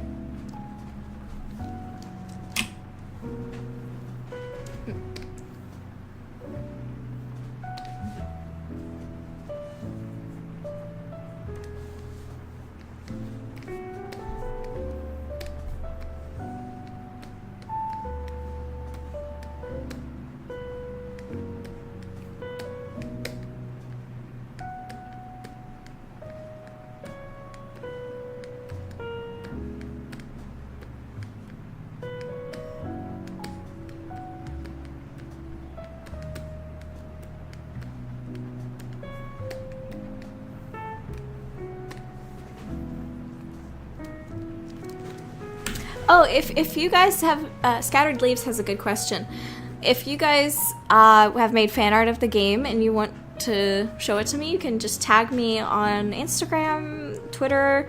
You can post it in our fan art channel in the Discord server. You can tag me on Tumblr, all that good stuff. I love fan art. As long as it's like not safe for work or something, I would love to see it.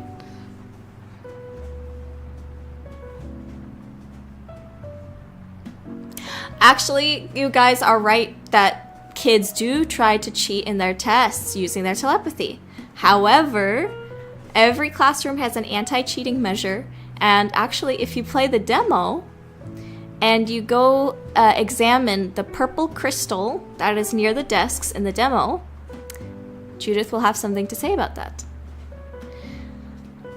The purple crystals block telepathic waves in the classroom, so they cannot cheat.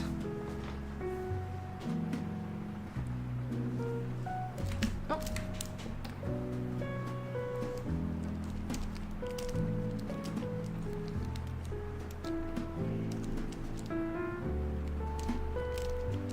Does the pipeline include Blender? And if so, why not sculpt in there? Good question. I personally prefer sculpting in ZBrush a lot more. Blender really quickly has problems when I'm doing like millions of polygons, high detail sculpting. ZBrush handles it much, much better. So when I do a basic sculpt in ZBrush, then I take it into Blender. I do any hard surface stuff in there and finish off the model there, retopologize it. But for now, I'm in ZBrush.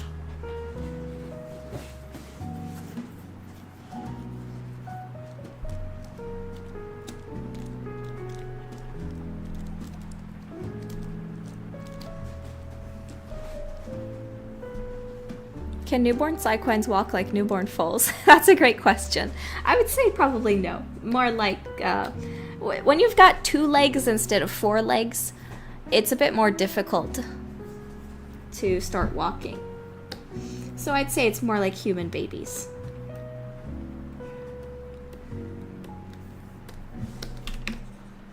They're on a human development time scale. Oh, wait, hold on. I think I got a question like way earlier in the chat that I forgot to answer. That was something like, why are they human faces? Why do these characters have human faces and not like anthro or like furry faces? Like actual like horse faces? The answer to that is that I'm not a furry. Well, a more serious answer is that I just personally preferred it for the art style. And a lot of this art style is more based on like fashion dolls. And fashion doll style and like Monster High, Ever After High, Barbie style is all very like human face and kind of human body fashion based. So I just preferred it. And it's also easier, I think, to relate to the characters, and I don't know. It's just the way I wanted to do it.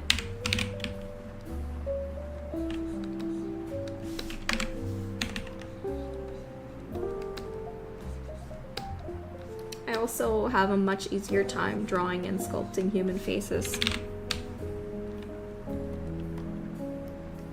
I had to make like a tiger guy mascot character for one of my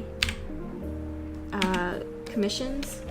It wasn't a commission, it was like contract. It was contract work for a company. I was making like a tiger guy mascot character. It was super hard. I was having a very hard time sculpting the tiger face, and it took a couple of attempts, a lot of adjustment. So I just prefer making human faces personally.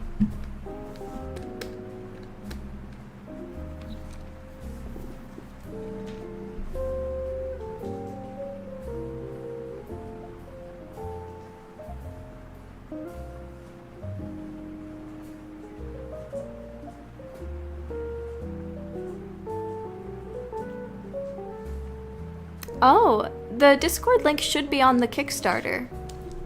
Hold on.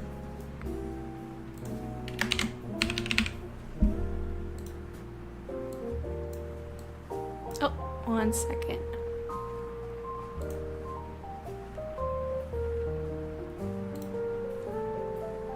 Okay, if you're on the Kickstarter, if you go down here, the Discord link is right there under the demo button.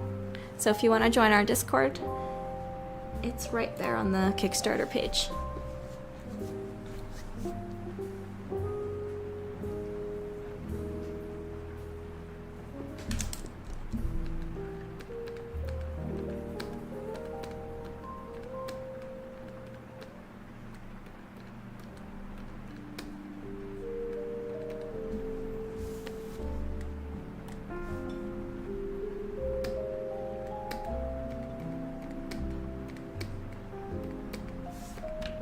Well, Judith did say, I wonder if there's anyone buried there. Not, I wonder who is buried there.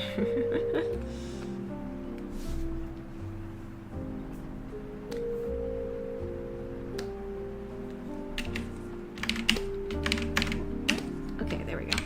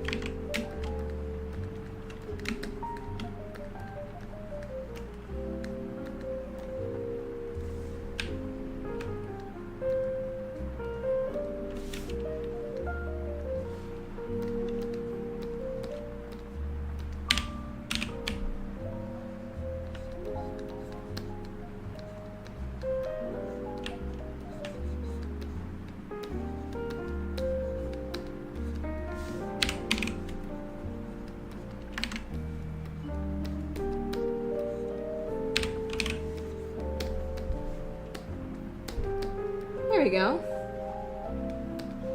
Almost done. I think I'll leave it there for now and go back to the hair up here. Is this the hair? Oh, why does it look like that in the preview? This is the hair, right? Yeah, okay. Let me save.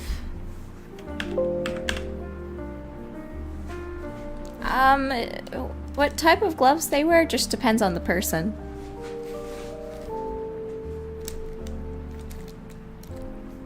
Scattered leaves, that is just fine. I appreciate you being here.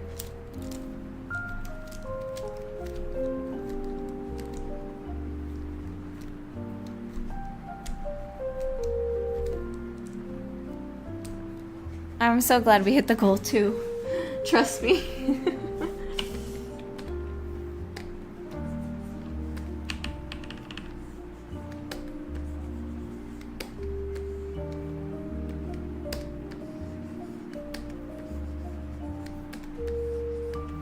I'm gonna remesh this. Needs a good remesh. Not happy with that one. Let's try.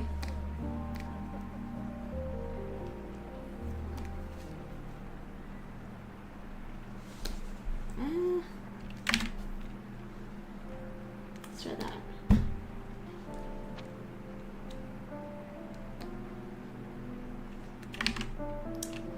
No, I don't like that either. Maybe a double?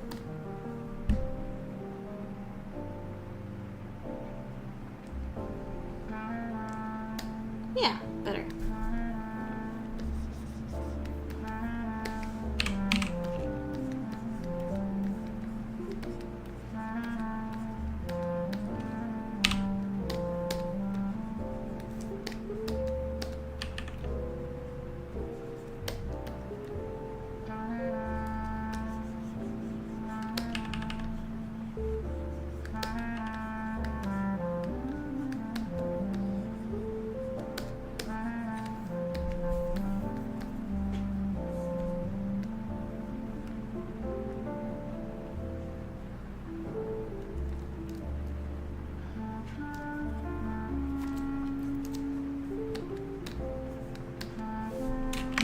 What were you doing when when you found out the Kickstarter was fully funded? I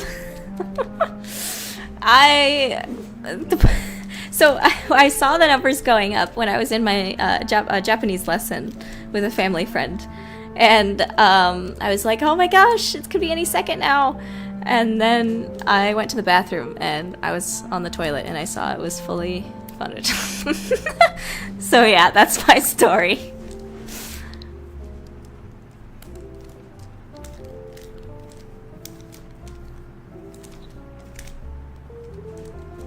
We're all human, okay? You gotta go, you gotta go. But I'm lying, of course. Girls do not go to the bathroom. We just can't. It's not physically possible. We're not gross like you boys. Yucky.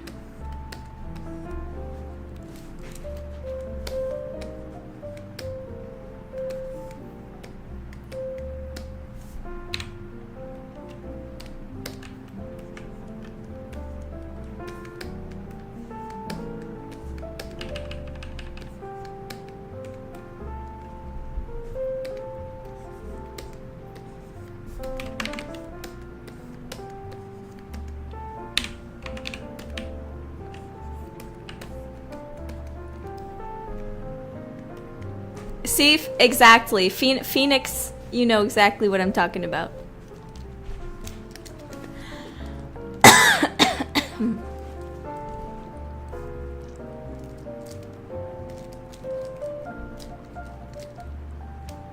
I'm sorry, Zero. I have no idea how to answer that question. Maybe you can write a fanfic about it or something if you'd like.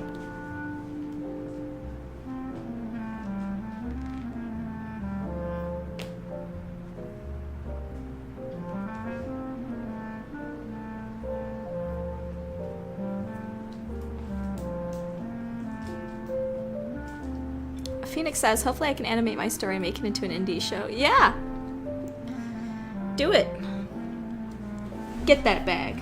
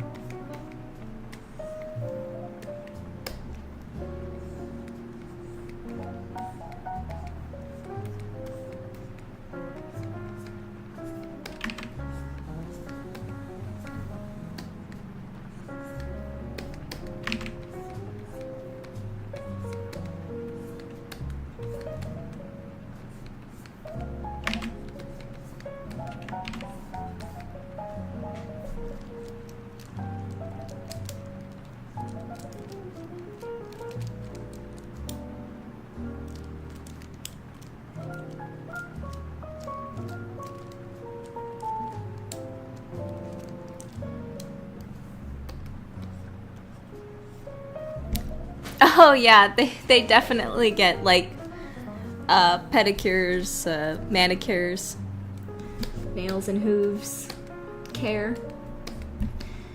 Go to the oh my gosh, sorry. What's the word for the guys that put on horseshoes on horses' feet? What's the word for that again? Farrier? Ah, yeah, farrier. Farrier. Look, they go to the farrier to get their hooves done.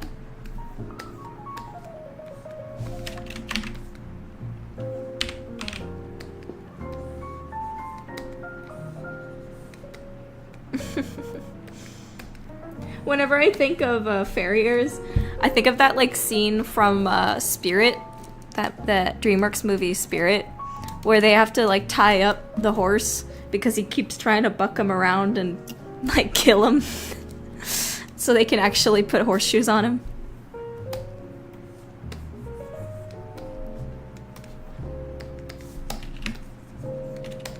So they gotta put him on the post.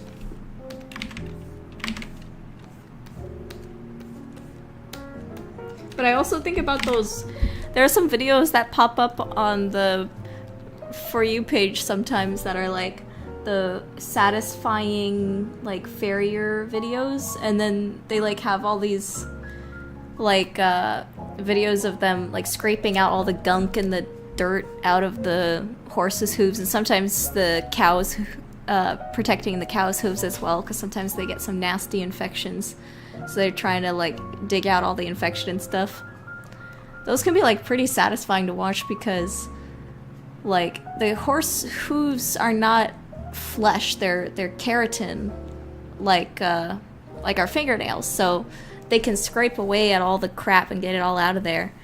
So it's kind of like watching those nail care videos when they're cleaning the nails and like putting on all the nice nail polish and stuff.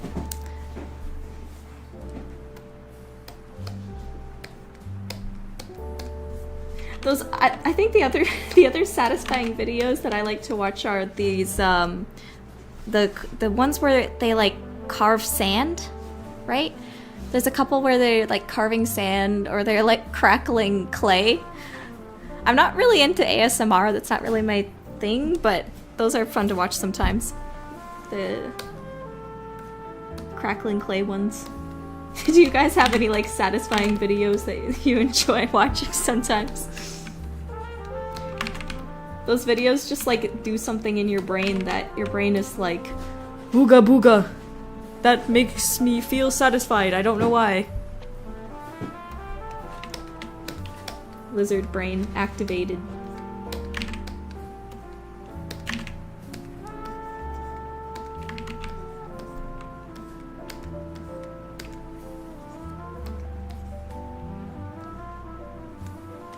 Oh, I've seen those too. The watching really dirty rugs get cleaned.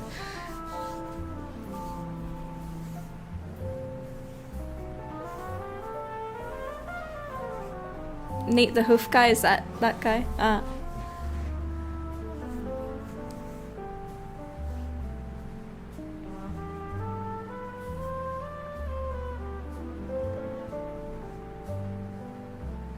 Oh yeah, soap cutting. I've seen that one too. Soap cutting, those ones are also really satisfying.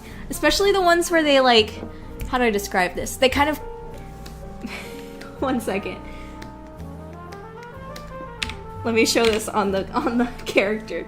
They go like this. They make these like grid patterns on the soap, like this. And then they start cutting like from here. Like this, and then all of the little pieces go down and it makes like a satisfying sound. I don't know. Those ones are satisfying, definitely.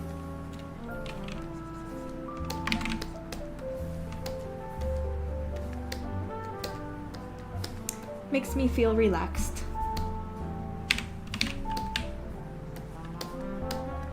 But I'm somebody that like fidgets with everything and anything constantly, so maybe it's that part of my brain that it satisfies. I don't know.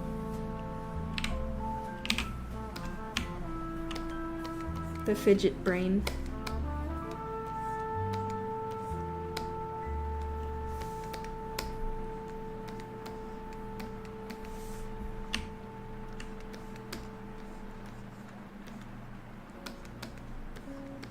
I'm that person, like, if I hand you one of my pens, the little part at the top will be broken off because I keep fidgeting with it. And then it breaks off. The part that, like, you can slide over the top of a paper or the cover of a book, that part, always broken on, like, all my pens.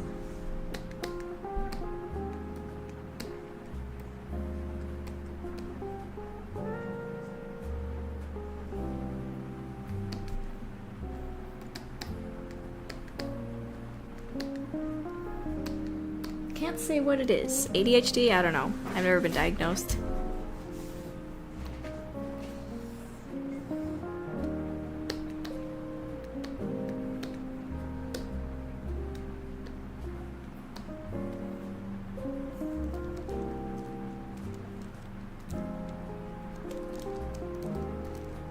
Oh, you like to watch doll unboxing videos? Yeah, those are cute.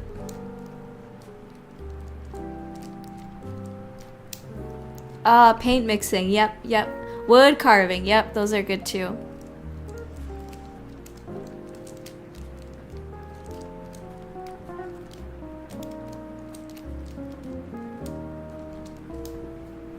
Are some of the buildings made of crystals?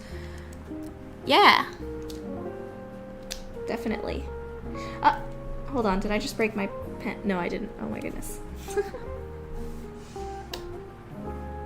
now I really need to add some more geometry to this, I think.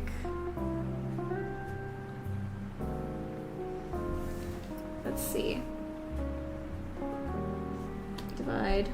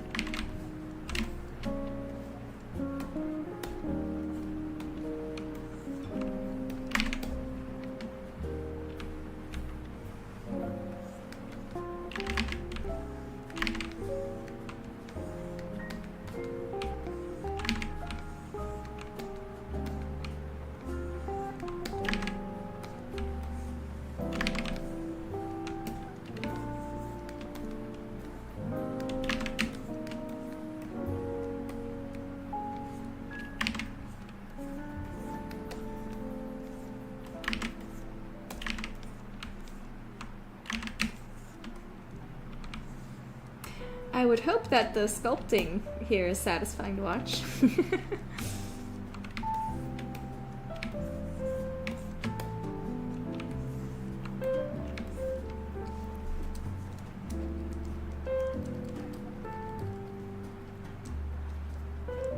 Yeah, same.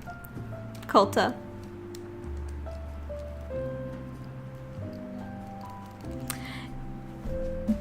Good question, Amber. It's pretty much can be any color under the rainbow for a family color. However, as for like white and black, gray colors, those will have some specific meanings probably. I'm working on that currently.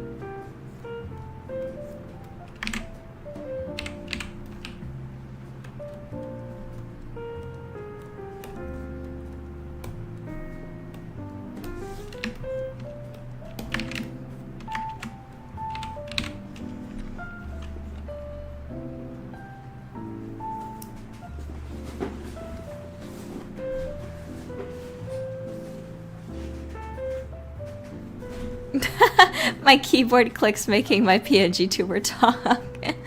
Yeah, yeah.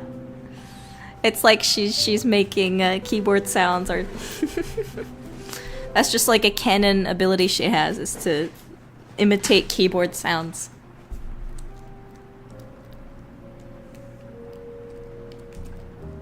Like a little parrot.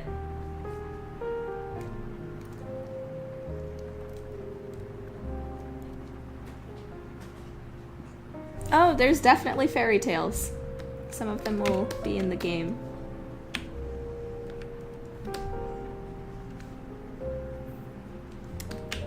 Now let's try giving her a little bit of a hair strand coming down. But first, let's carve that a bit.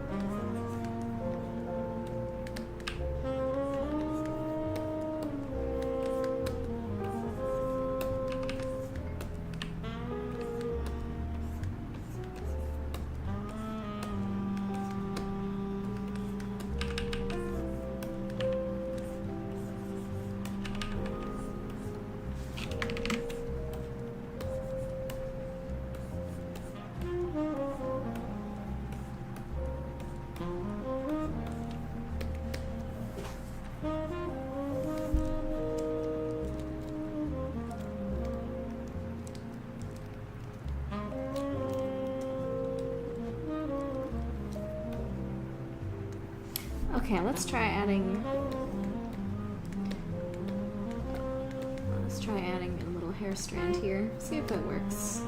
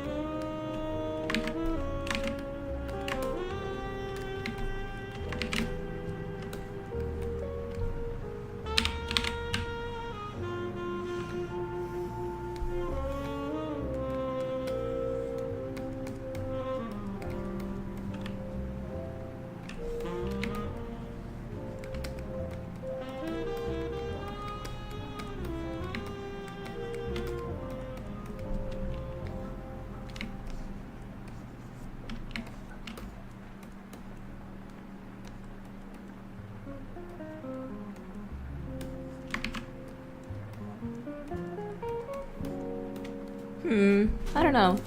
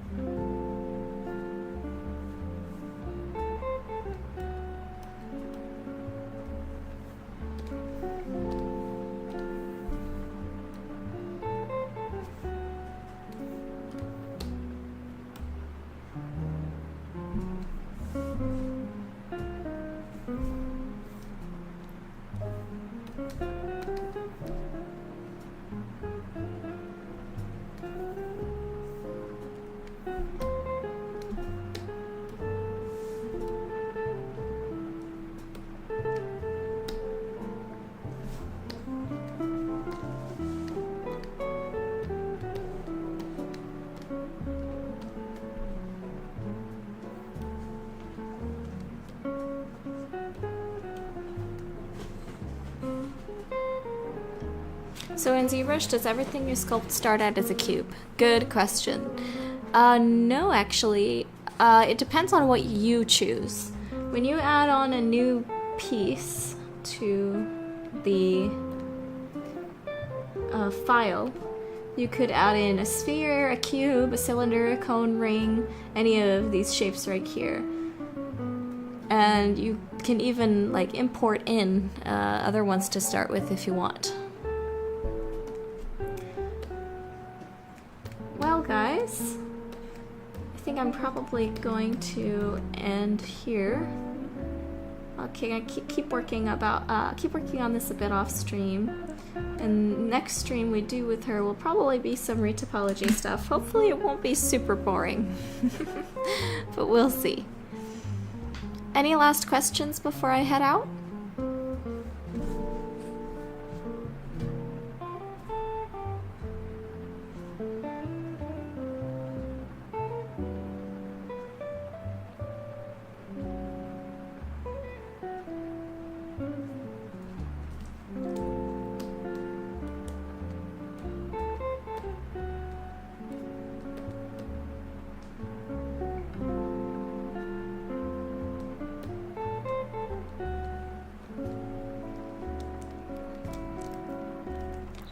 Sidequine only come from Noives.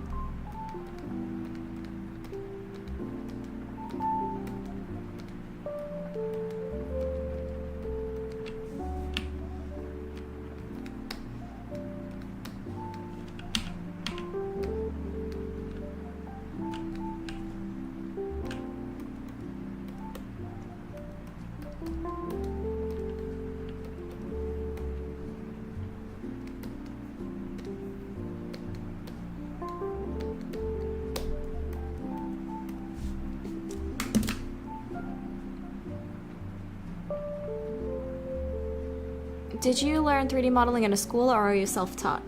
A mix of both. I learned the basics of modeling in school, but I pretty much learned sculpting by myself, and as well as hand-painted textures. I learned from like YouTube videos and mentorship, but not really in school.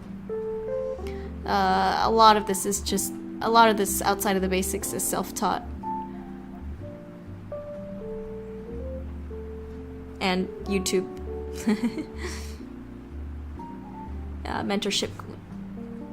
I also purchased a ZBrush course video set at one point.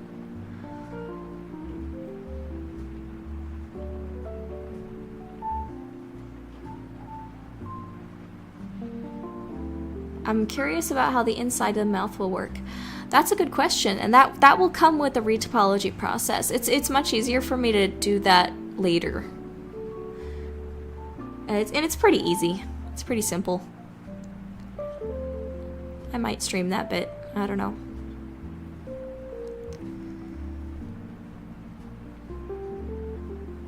And I have like a set of teeth and a tongue. I just kind of copy paste and then alter a bit to fit in the mouth. Is the red reflecting off the eyebrows and hair? Oh, so what's going on with that is what's something called subsurface scattering. Technically, these eyebrows are pure black, but subsurface scattering is in the material, making it look like light is going through skin, and it's a little complicated to explain, but like, you know, when you have like a really bright flashlight and you put your fingers over it and your fingers are red because the light is going through your skin and blood, it's basically like that. And the final character will not have that effect necessarily. Alright.